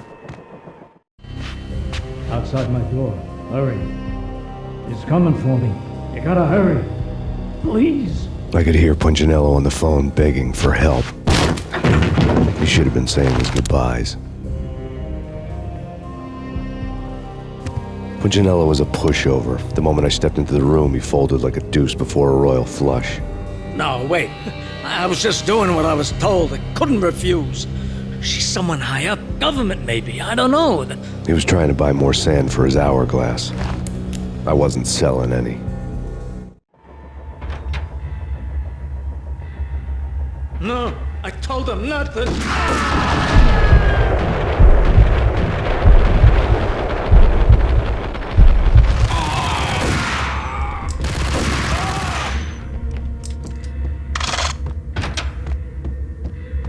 Drop it. Don't move. Game over, Max Payne. I could tell when I was outgunned. It was time to take another beating. The mystery witch was a real barracuda. Trouble on dagger heels, a smoking assault rifle in her hand, and an army of killer suits behind her. How sweet. I get to kill two birds with one stone. Sooner or later, it was going to catch up with you. Mr. Payne, it's time to show you the benefits of my brew.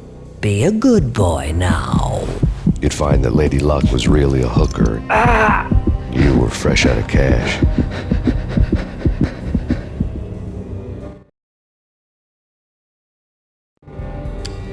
Gentlemen, we're done here. Take me to Cold Steel.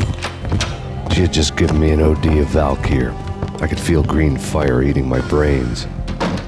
They turned to steam. They did a fade on me. I'd never had a chance. The witch had got me just as sure as if she put a gun to my head and pulled the trigger. The shadows rushed me, bruised mugshot faces hungry for revenge. They knew my weak spots and closed in for the kill. The floor turned into a vortex of green blood. I fell.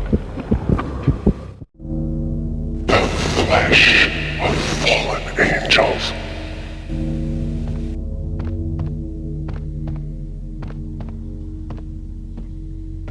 Who's there? Max? Max, is that you? Max? Where are you, Max? Please. No, please, Max, no. I'm sorry. Please don't, Max, no.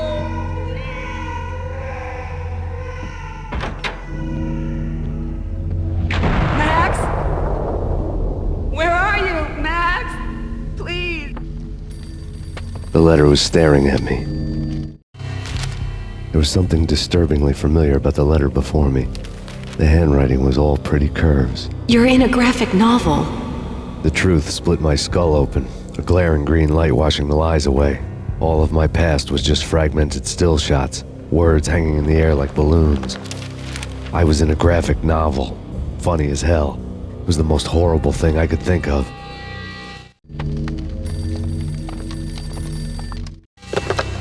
Bartender is shiny stuff and dreams are made of stooped necromancers. He sings like a banana wrist, having strayed too close to the constellations on their shaved skulls. It was a bad line in a prank call. Someone spouting insane babble. I couldn't make sense of it. But I had an overwhelming sense of deja vu. The caller's voice sounded oddly familiar.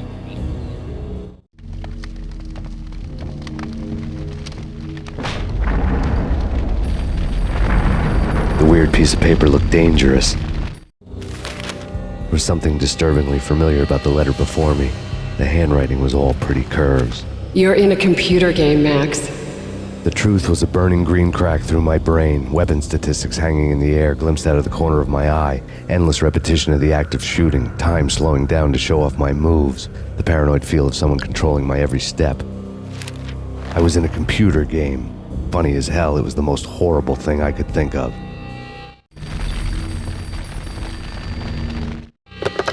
Don't lose it. It's Valkyr. The drug. Snap out of it. Try to remember. It was a bad line in a prank call, someone spouting insane babble. I couldn't make sense of it. But I had an overwhelming sense of deja vu, and the caller's voice sounded oddly familiar.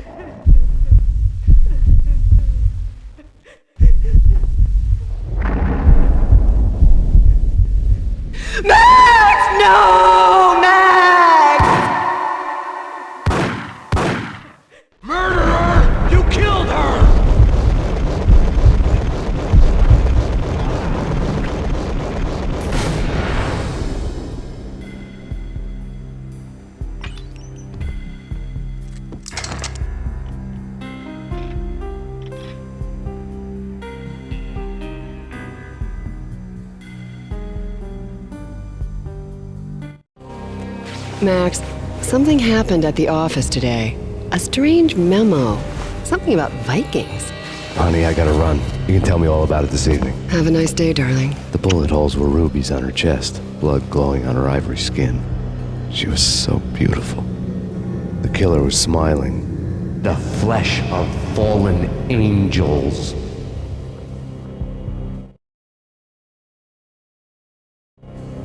Slowly, the green nightmare faded, leaving dark stains on my soul that would never come off. I felt like flatlining. I was all shook up. I woke up in a cold sweat, sick and tired to the bone, lying in a puddle of my own puke. The hag had said take me to Cold Steel before it had all gone crazy. It was a clue, the only one I had. It took me forever to crawl back to my feet and hit the road, but when I did, I drove straight to Cold Steel Foundry outside the city. There was a whole lot of action around the place for a freezing winter night. Trucks coming and going, men running. I had the drop on the mystery witch. She thought I was dead. I was on her blind side. I was going in. The bad trip had put me in a crazy mood, adrenaline pumping through my aching veins. Staggering on the mill roof in ice and snow and wild wind, I was a ninja. My kung fu was strong. I wasn't kidding anybody. At best, I was Superman on kryptonite about to fall through a skylight, down to where it was all going down. A half-abandoned industrial area in the middle of nowhere. The factory was a perfect front for any number of illegal activities.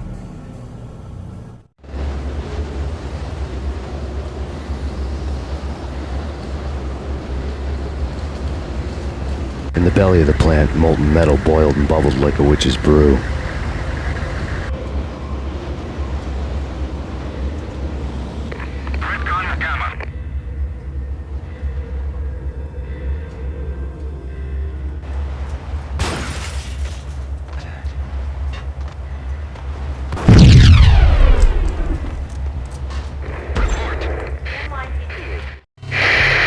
Life-threatening weather conditions. A record-breaking killer storm. In the city's history, vehicles stuck in snow. Heavy snowfall. Forecast shows severe weather is expected to continue. Out in the night, snow fell like confetti over the Devil's Parade. The storm was anything but over.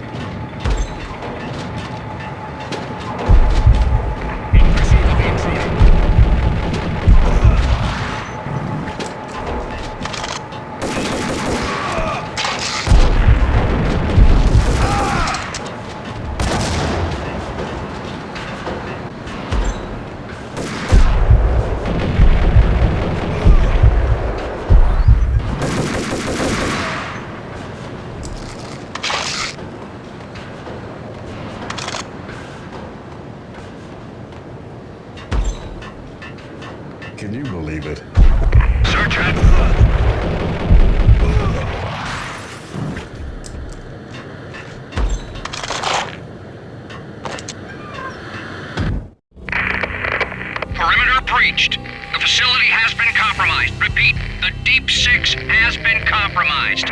Initiate Operation Deadeye. The walkie-talkie military lingo could mean only one thing. They were getting ready to destroy the evidence and vanish into the night. I was so close. The hidden truths were just around the corner.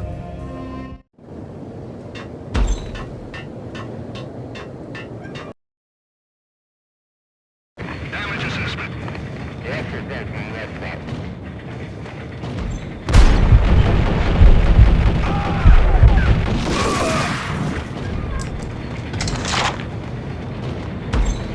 The folder on the table told a grim tale. The mercenaries were running a tight operation, paperwork and all. Merchandise missing again. A chemist had tried to smuggle it out for his own private party. Locked him up in cell B7 in D6's old test facility to wait for proper processing. I was close enough to hear the secrets, just beyond the next doorway.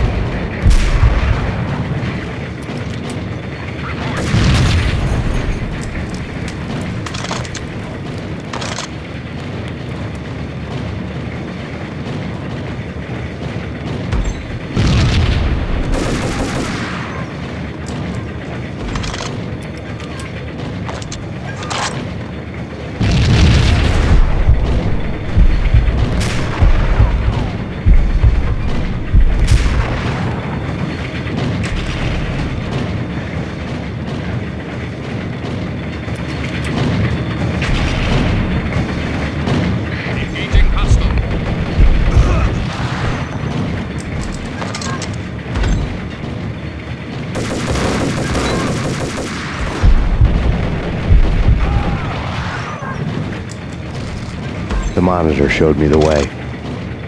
Processing diagrams filled the control room screens, all but one. An elevator titled D6 on one of the screens, somewhere onwards, past rows of ovens, in the core of the plant.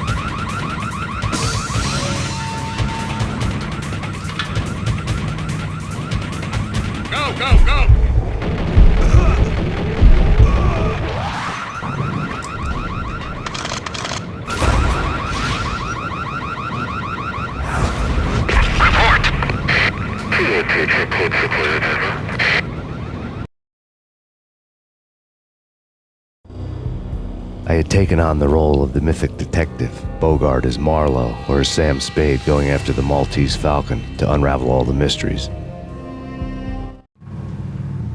Following a path of clues to that final revelation, even if it would take me down to the cold, cavernous depths of a grave. You can't do this! My men are still inside! Do you have any idea why this is called Operation Dead Eyes?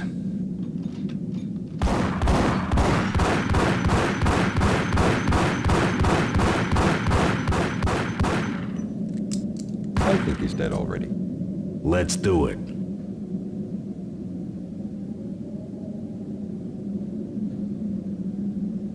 Attention all personnel. The self-destruction sequence has been initiated. Evacuate the complex immediately. We've got company. Repeat. The self-destruction sequence has been initiated. Proceed to the nearest exit.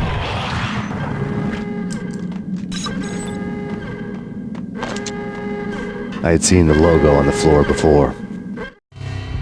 There was an old army bunker under the steel mill. I knew the military plaque on the floor. I had seen 1,000 variations of the insignia on crumbling brick walls everywhere in the city. The sword replaced by a syringe. Project Valhalla, V for Valkyr, V for Valhalla. All of a sudden it read like a crackpot conspiracy theory.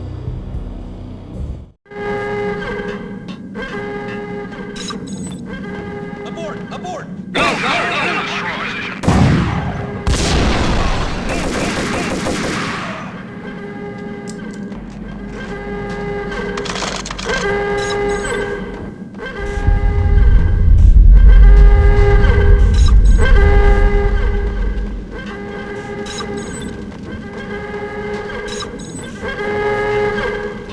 The chemist had been using the workstation when he died. The half-life of the lab rat had ended online, his password blinking on the screen.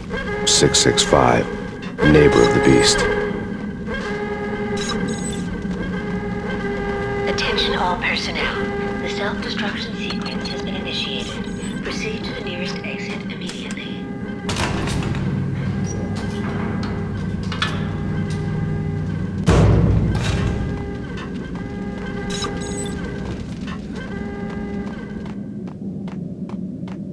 Hey! In here! Hey! Get me out of here! I'm innocent! There... Let me... Thanks. I thought I was gonna die in there for sure. I need you to get me through the decontamination chamber airlock. You're crazy! No way! The place is blowing up, for Christ's sakes! Either that or back to the cell. Your choice. Okay, I'll do it. I'll do it.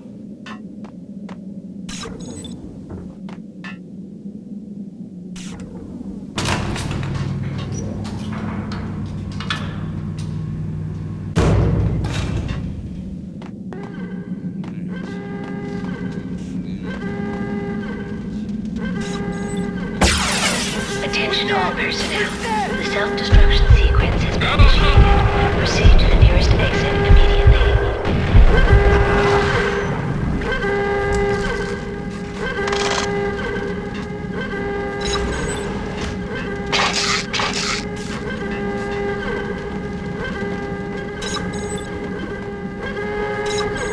Get in. I'll punch you through. After this, you can go. You're a free man. Decontamination code.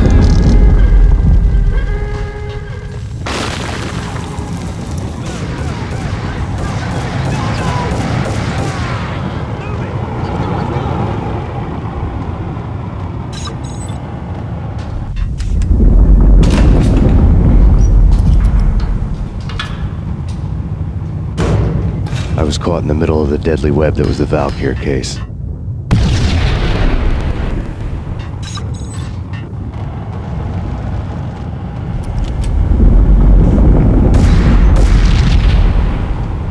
One of the lab terminals had the project logo on the screen. Top secret. Project Valhalla. U.S. Army. Yggdrasil Network. Valhalla. the otherworldly place in Norse mythology where the bravest heroes spent their afterlife feasting and fighting forever, their wounds miraculously healed night after night. Valkyr, the maidens who chose the most courageous Viking warriors and carried them to Valhalla. 1991. The research objective is to create a chemical substance to enhance the stamina and morale of infantry troops. 1995. Results unsatisfactory. Project cancelled. Someone had decided to continue the sick experiment unauthorized. Project compromised. Data leak. Fix the damage by any means necessary. Security clearance red. Authorized by the project lead. Field test. Double the dosage for all the remaining test subjects. Observe and record the subject's behavior in an urban setting. The drop-off point was my old address in New Jersey. The file dated 3 years ago. Just when you thought you had reached the deepest depths of horror, it suddenly got worse. How to turn off that small voice inside your head that started to whisper that you should be glad that now, if not before, your revenge was justifiable on any conceivable moral scale. That small voice proved, beyond any doubt, that I was damned. The dagger-heeled woman had come and gone a long time ago. There was nothing more for me here. The bunker's name was acting as a self-fulfilling prophecy.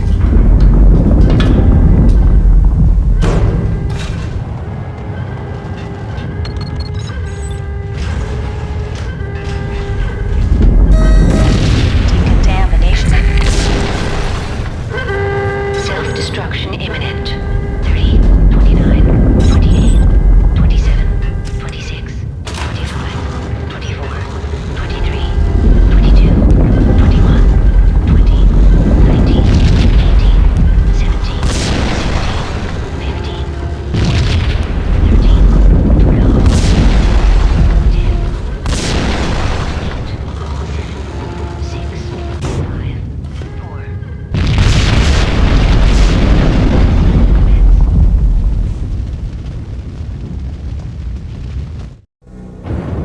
Piece together a jigsaw, and the final picture is you finishing that same puzzle. A mad, green-eyed killer standing behind you. An urban legend come true. The Project Valhalla test subjects had been the mad junkies who had murdered my loved ones. The rest was simple body count math. It all pointed to her. Ms. Valkyr. The factory went up in a fiery inferno behind me. All my leads were dead, turned to smoke and dust. I had lost my way. I hadn't slept in a million years.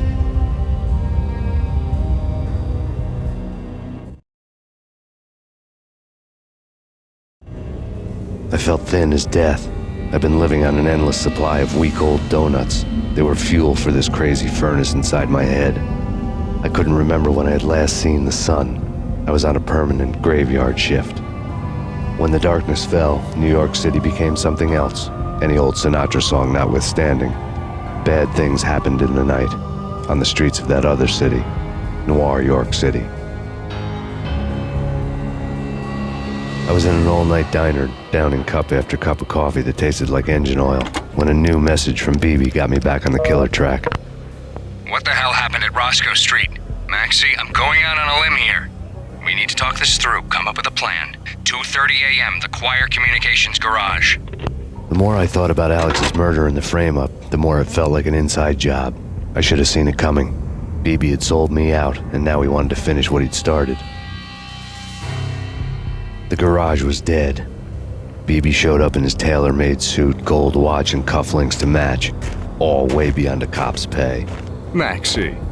Oozing suave charm, he was guilty as hell. What the hell does BB stand for anyway? Backstabbing Bastard? Come on, don't be like that. Have a cigar. I don't smoke. Maxie, you have no idea how big this is. It's huge. You have no idea.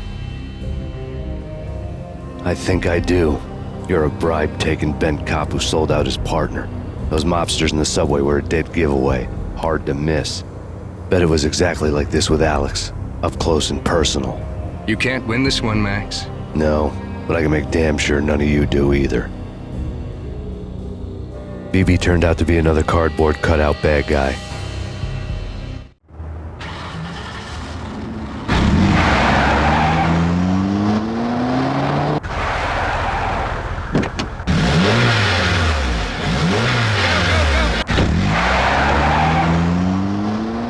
bad cop on the take. A cowardly right-hand man fleeing from the scene, leaving his paid thugs to do his dirty work.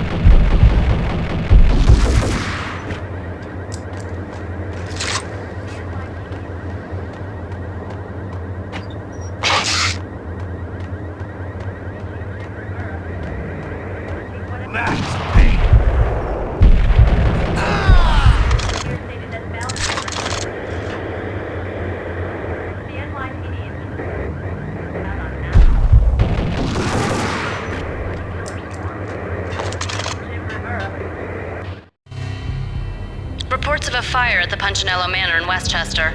The manor is the home of Angelo Punchinello, the alleged head of the Punchinello crime family. The police are now saying, contrary to their earlier statements, that Max Payne is still alive and at large. He continues his vendetta against the Mafia, of which this last act of arson is attributed to. I had no recollection of setting any fires, but I did remember the flames.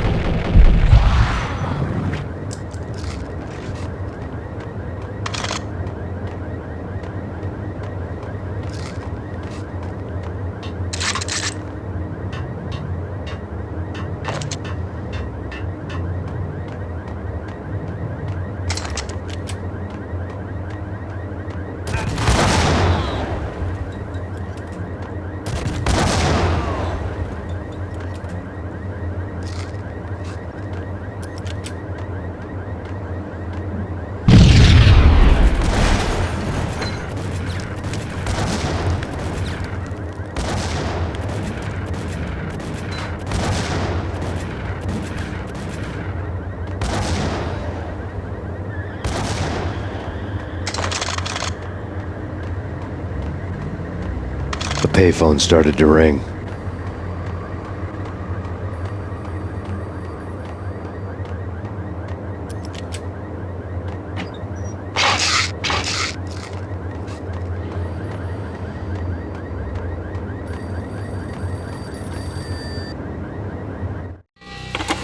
Yeah. Max Payne? Whatever does it for you. This is Alfred Woden. I can give you the name of your enemy. Come to the Asgard building presently. We are expecting you.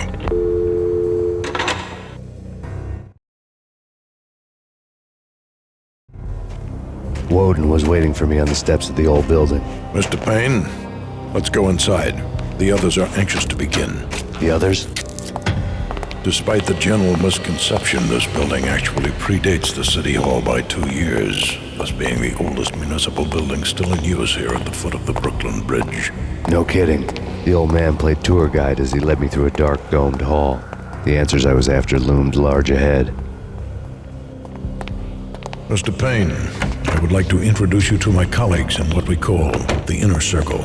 You've been watching too much X-Files. You have seen the files on Project Valhalla. We can fill the gaps, provide you with the information missing from those files. We were all involved in the early stages of the project during the Gulf War. What's the catch? We would very much like to blow this thing wide open, but our hands are tied. Her name is Nicole Horn. She was the key figure in Project Valhalla. When the funding was discontinued, she simply refused to quit. She knew exactly what she had in her hands. Nicole Horn is the president of Acer Corporation. She has more than half the city in her pocket. This must be kept under wraps. If you try to go public with this, we will deny any knowledge. We need you to take her out. Afterwards, we can protect you, make all the charges go away. That was the cue for the killer suits to kick in the doors and swarm inside.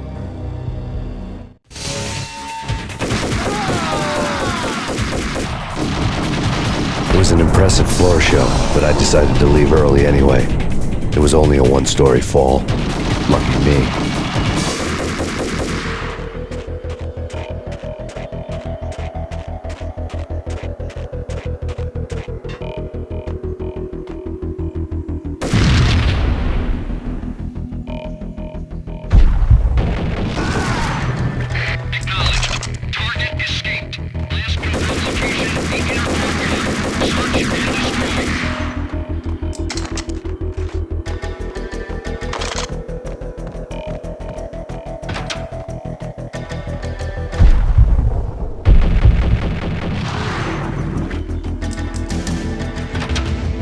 One of the monitors showed what was left of the Inner Circle.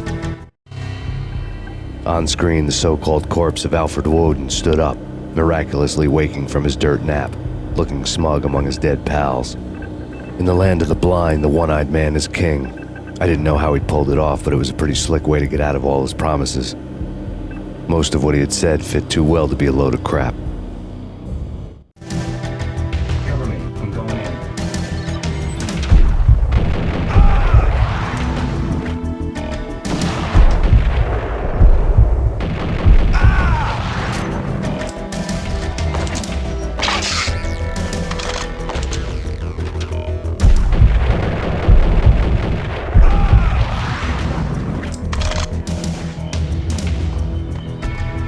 Now moving to the blocking position.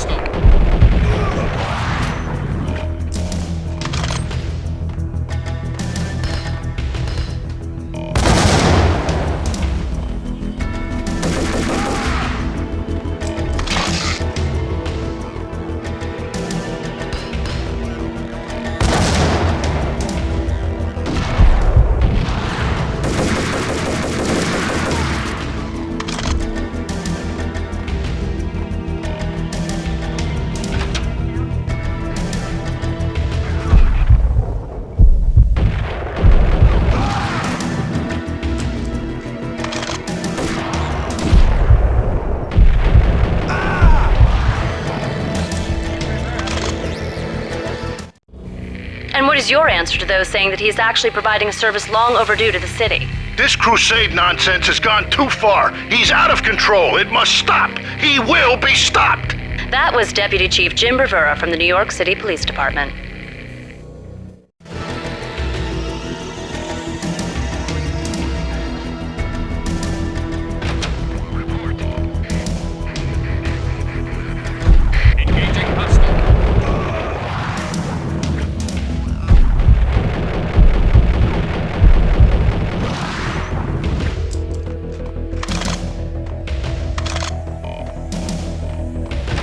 A videotape lay on the desk.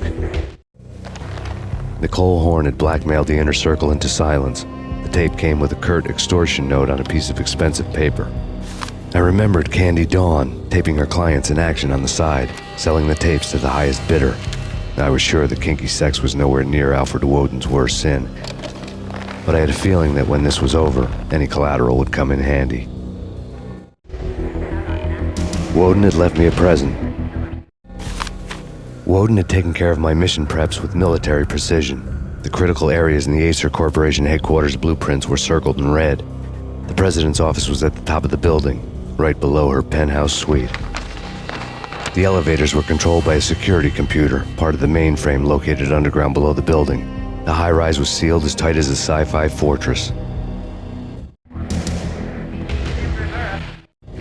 Nothing seems to stop Acer Corporation's phenomenal victory march. Incredibly, the stocks are still rocketing. Worried experts already see a danger in the company's success. Some have gone as far as to say that Acer Corporation is about to become an even bigger monopoly than Microsoft ever was.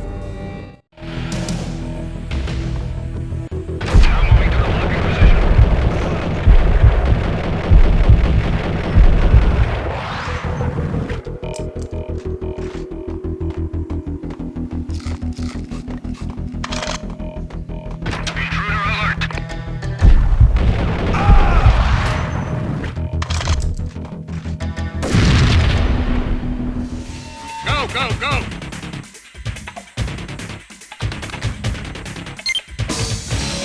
Engaging hostile.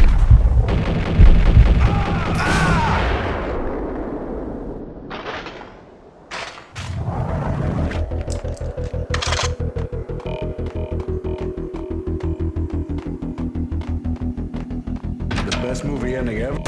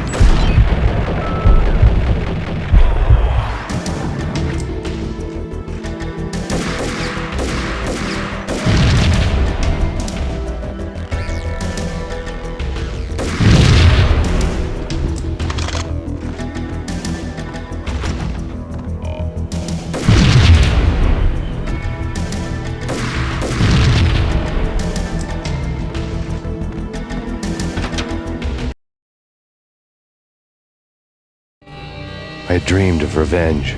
Those dreams were always nightmares, of coming close and then failing. Now I was close. I had a name to guide me, Nicole Horn. I had nothing to lose.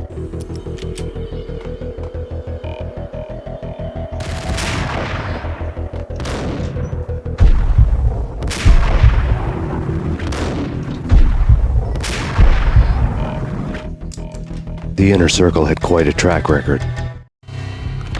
Project Valhalla had not been the only thing the Inner Circle had been involved in. There were rows of cabinets full of files. The Serpentine Secret Society went back a long way, always pulling strings from the shadows. I couldn't say I was sorry. Woden's move in some Byzantine power game had cut the Circle's membership roster to 1. The old man wanted me on cleanup duty. It was my mess too.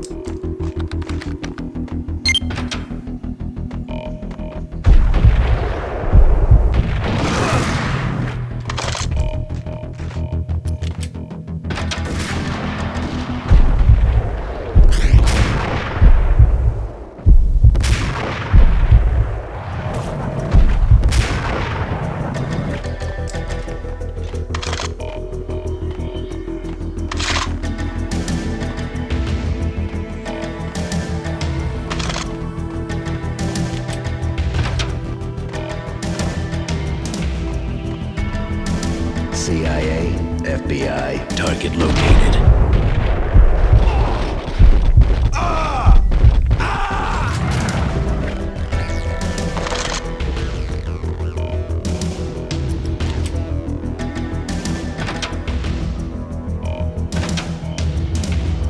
Take him down. Shoot to kill.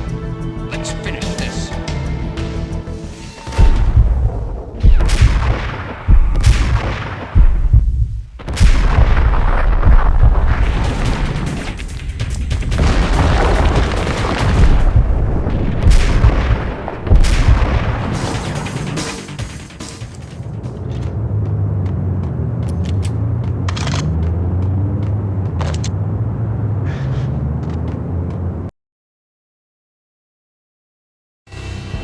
Mine wasn't the most original approach to the problem.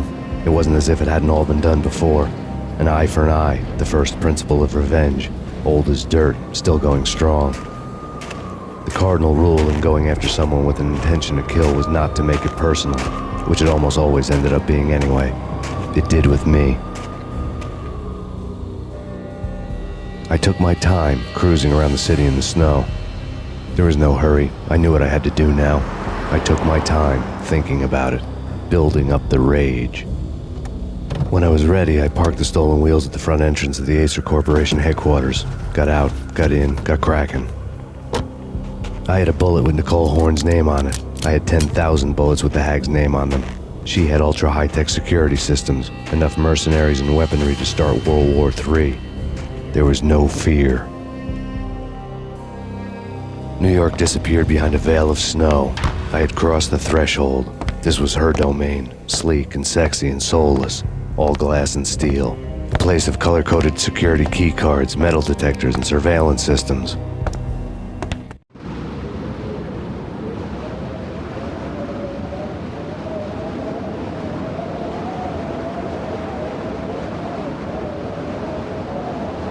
Colder than a walk-in fridge.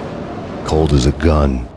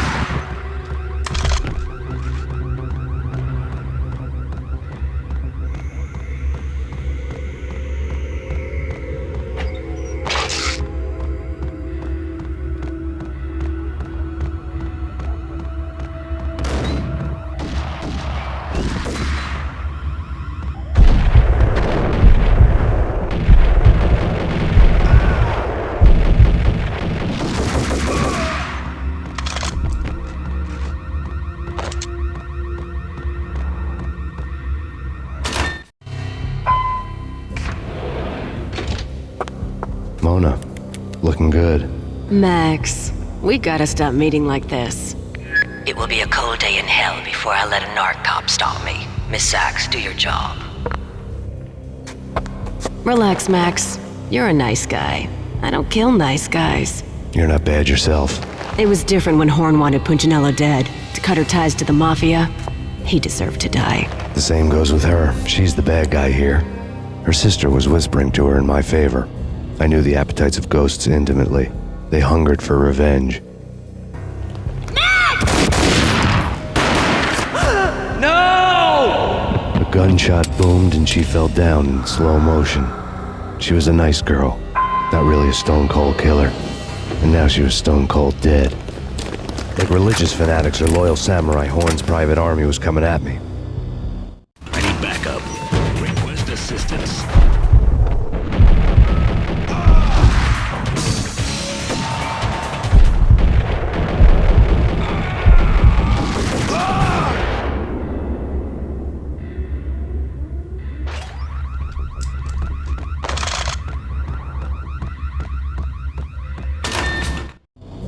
When the elevator came back down, Mona was gone. There was a lot of blood, but no body.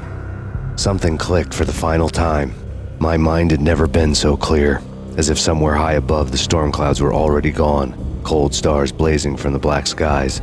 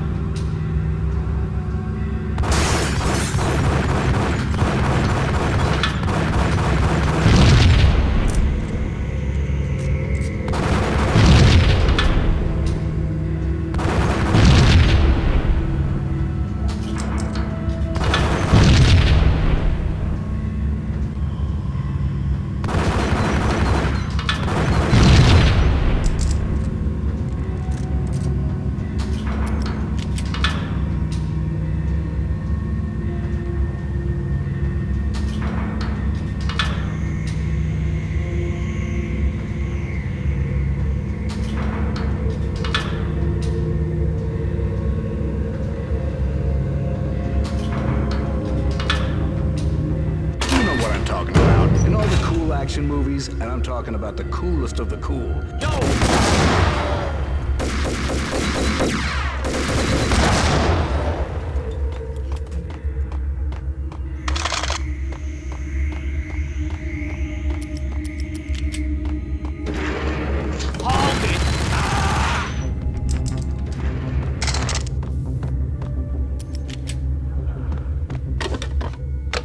I had elevator access to the mainframe. From there, I'd be able to override the security locks and get to her office.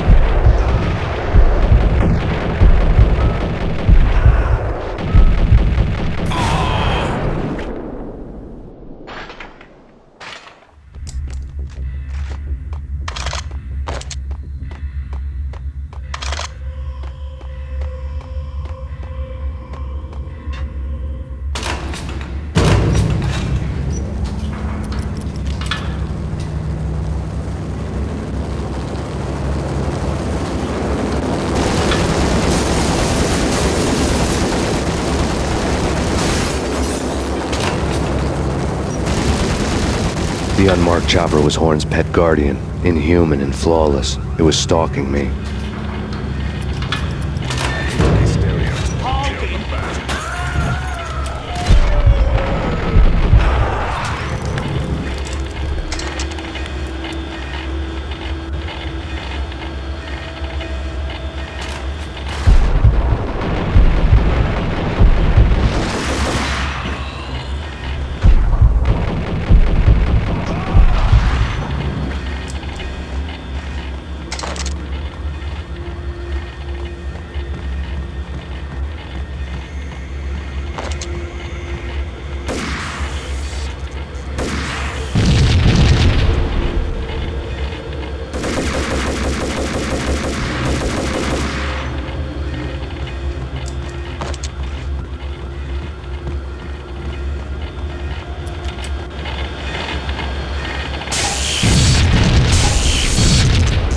All Horn's locks were now offline.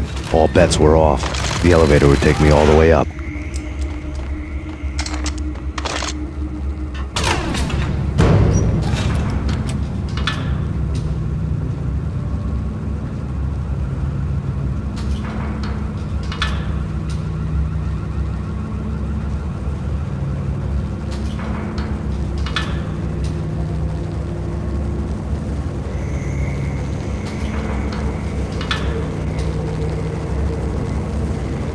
Seen from this height, the night seemed to stretch on to eternity. A hint of desperation had crept into the snowstorm, as if it was trying to get it all out before the end.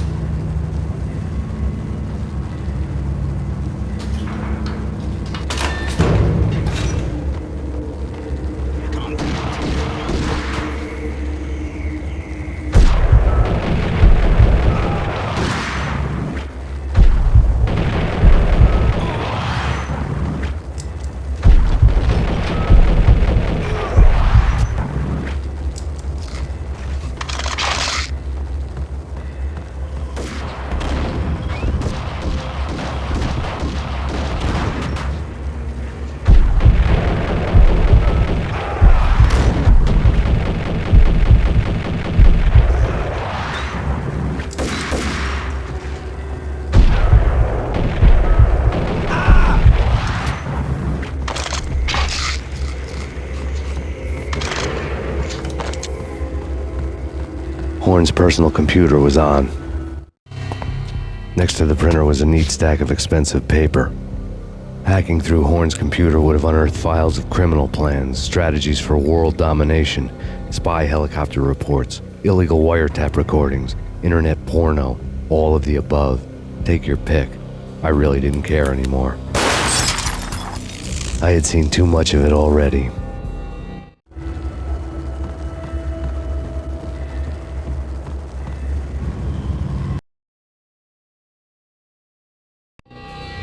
Valkyr had been meant to be a white-winged maiden that would lift you to a warrior's heaven, but it turned out to be a one-way demon ride to hell.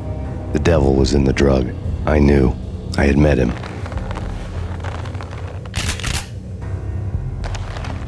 And now I was gonna kill her, the queen of the underworld who had tried to lift herself a bit closer to heaven with her drug money. No begging, no bribes. She knew better. Honor among killers. We who were about to die. Both of us knew how this would end, in pain and suffering. All this because your wife stuck her nose into things that were none of her business. The cops were coming to take me away. The sirens were like a bad conscience I couldn't shake. It's ridiculous you've made it this far. You won't be alive when they get here. Stop him!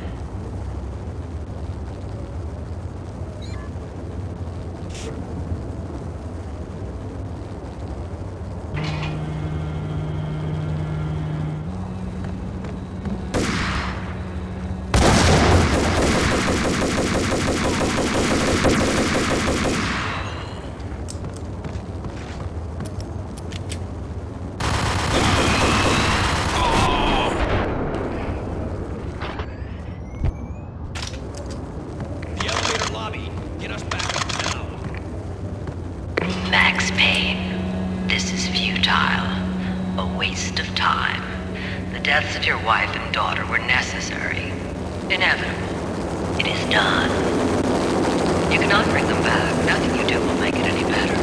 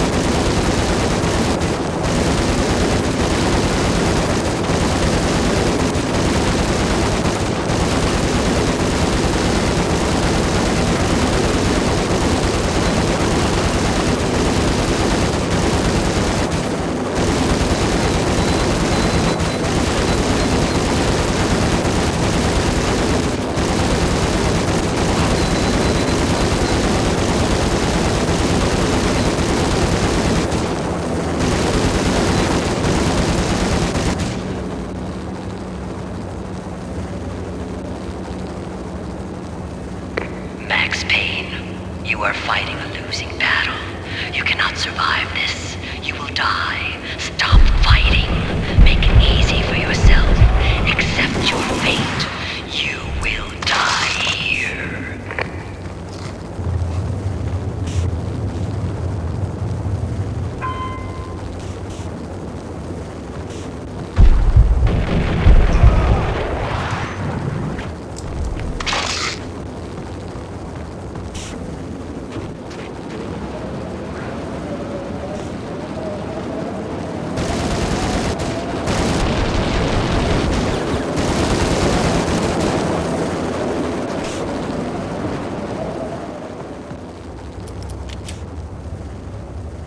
Max Payne, face it. You are up against an unbeatable force. You have already lost.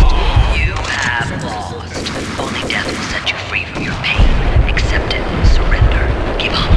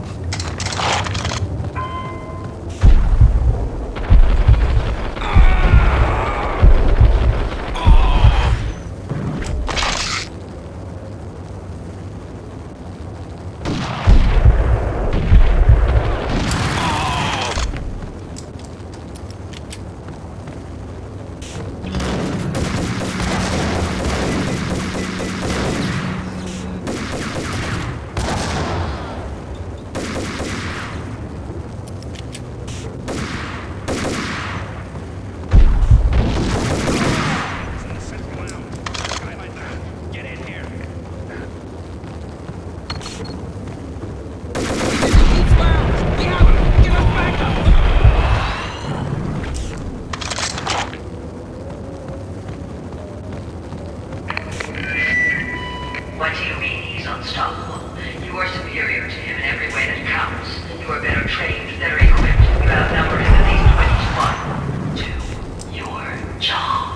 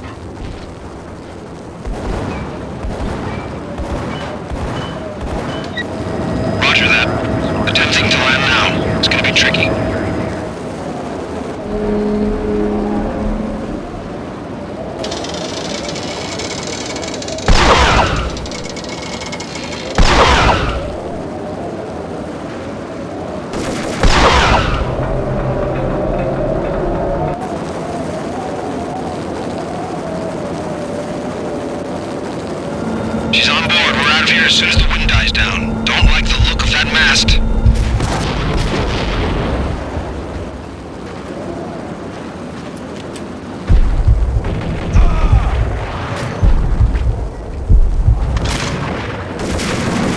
Lift off in 1 minute.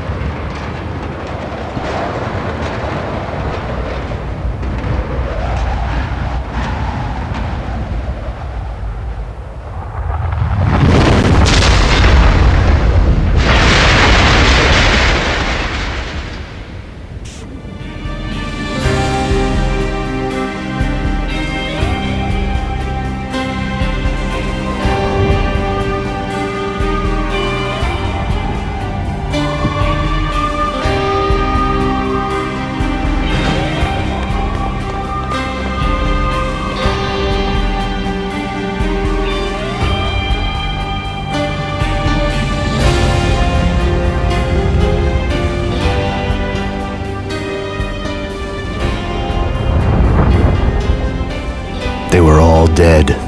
The final gunshot was an exclamation mark to everything that had led to this point. I released my finger from the trigger. And then it was all over. The storm seemed to lose its frenzy. The ragged clouds gave way to the stars above. Max Payne, this is Deputy Chief Jim Bravura from the NYPD. We've got the building surrounded. Throw down your weapons and lie down with your hands behind your head. A bit closer to heaven.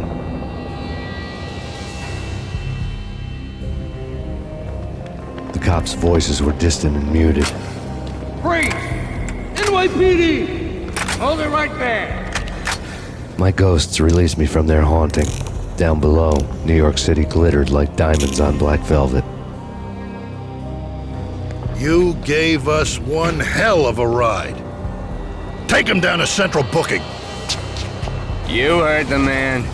Woden was there in the crowd, standing by the sidelines. It wouldn't be over till the man with the patch would say so. He'd say the right words. I knew he would.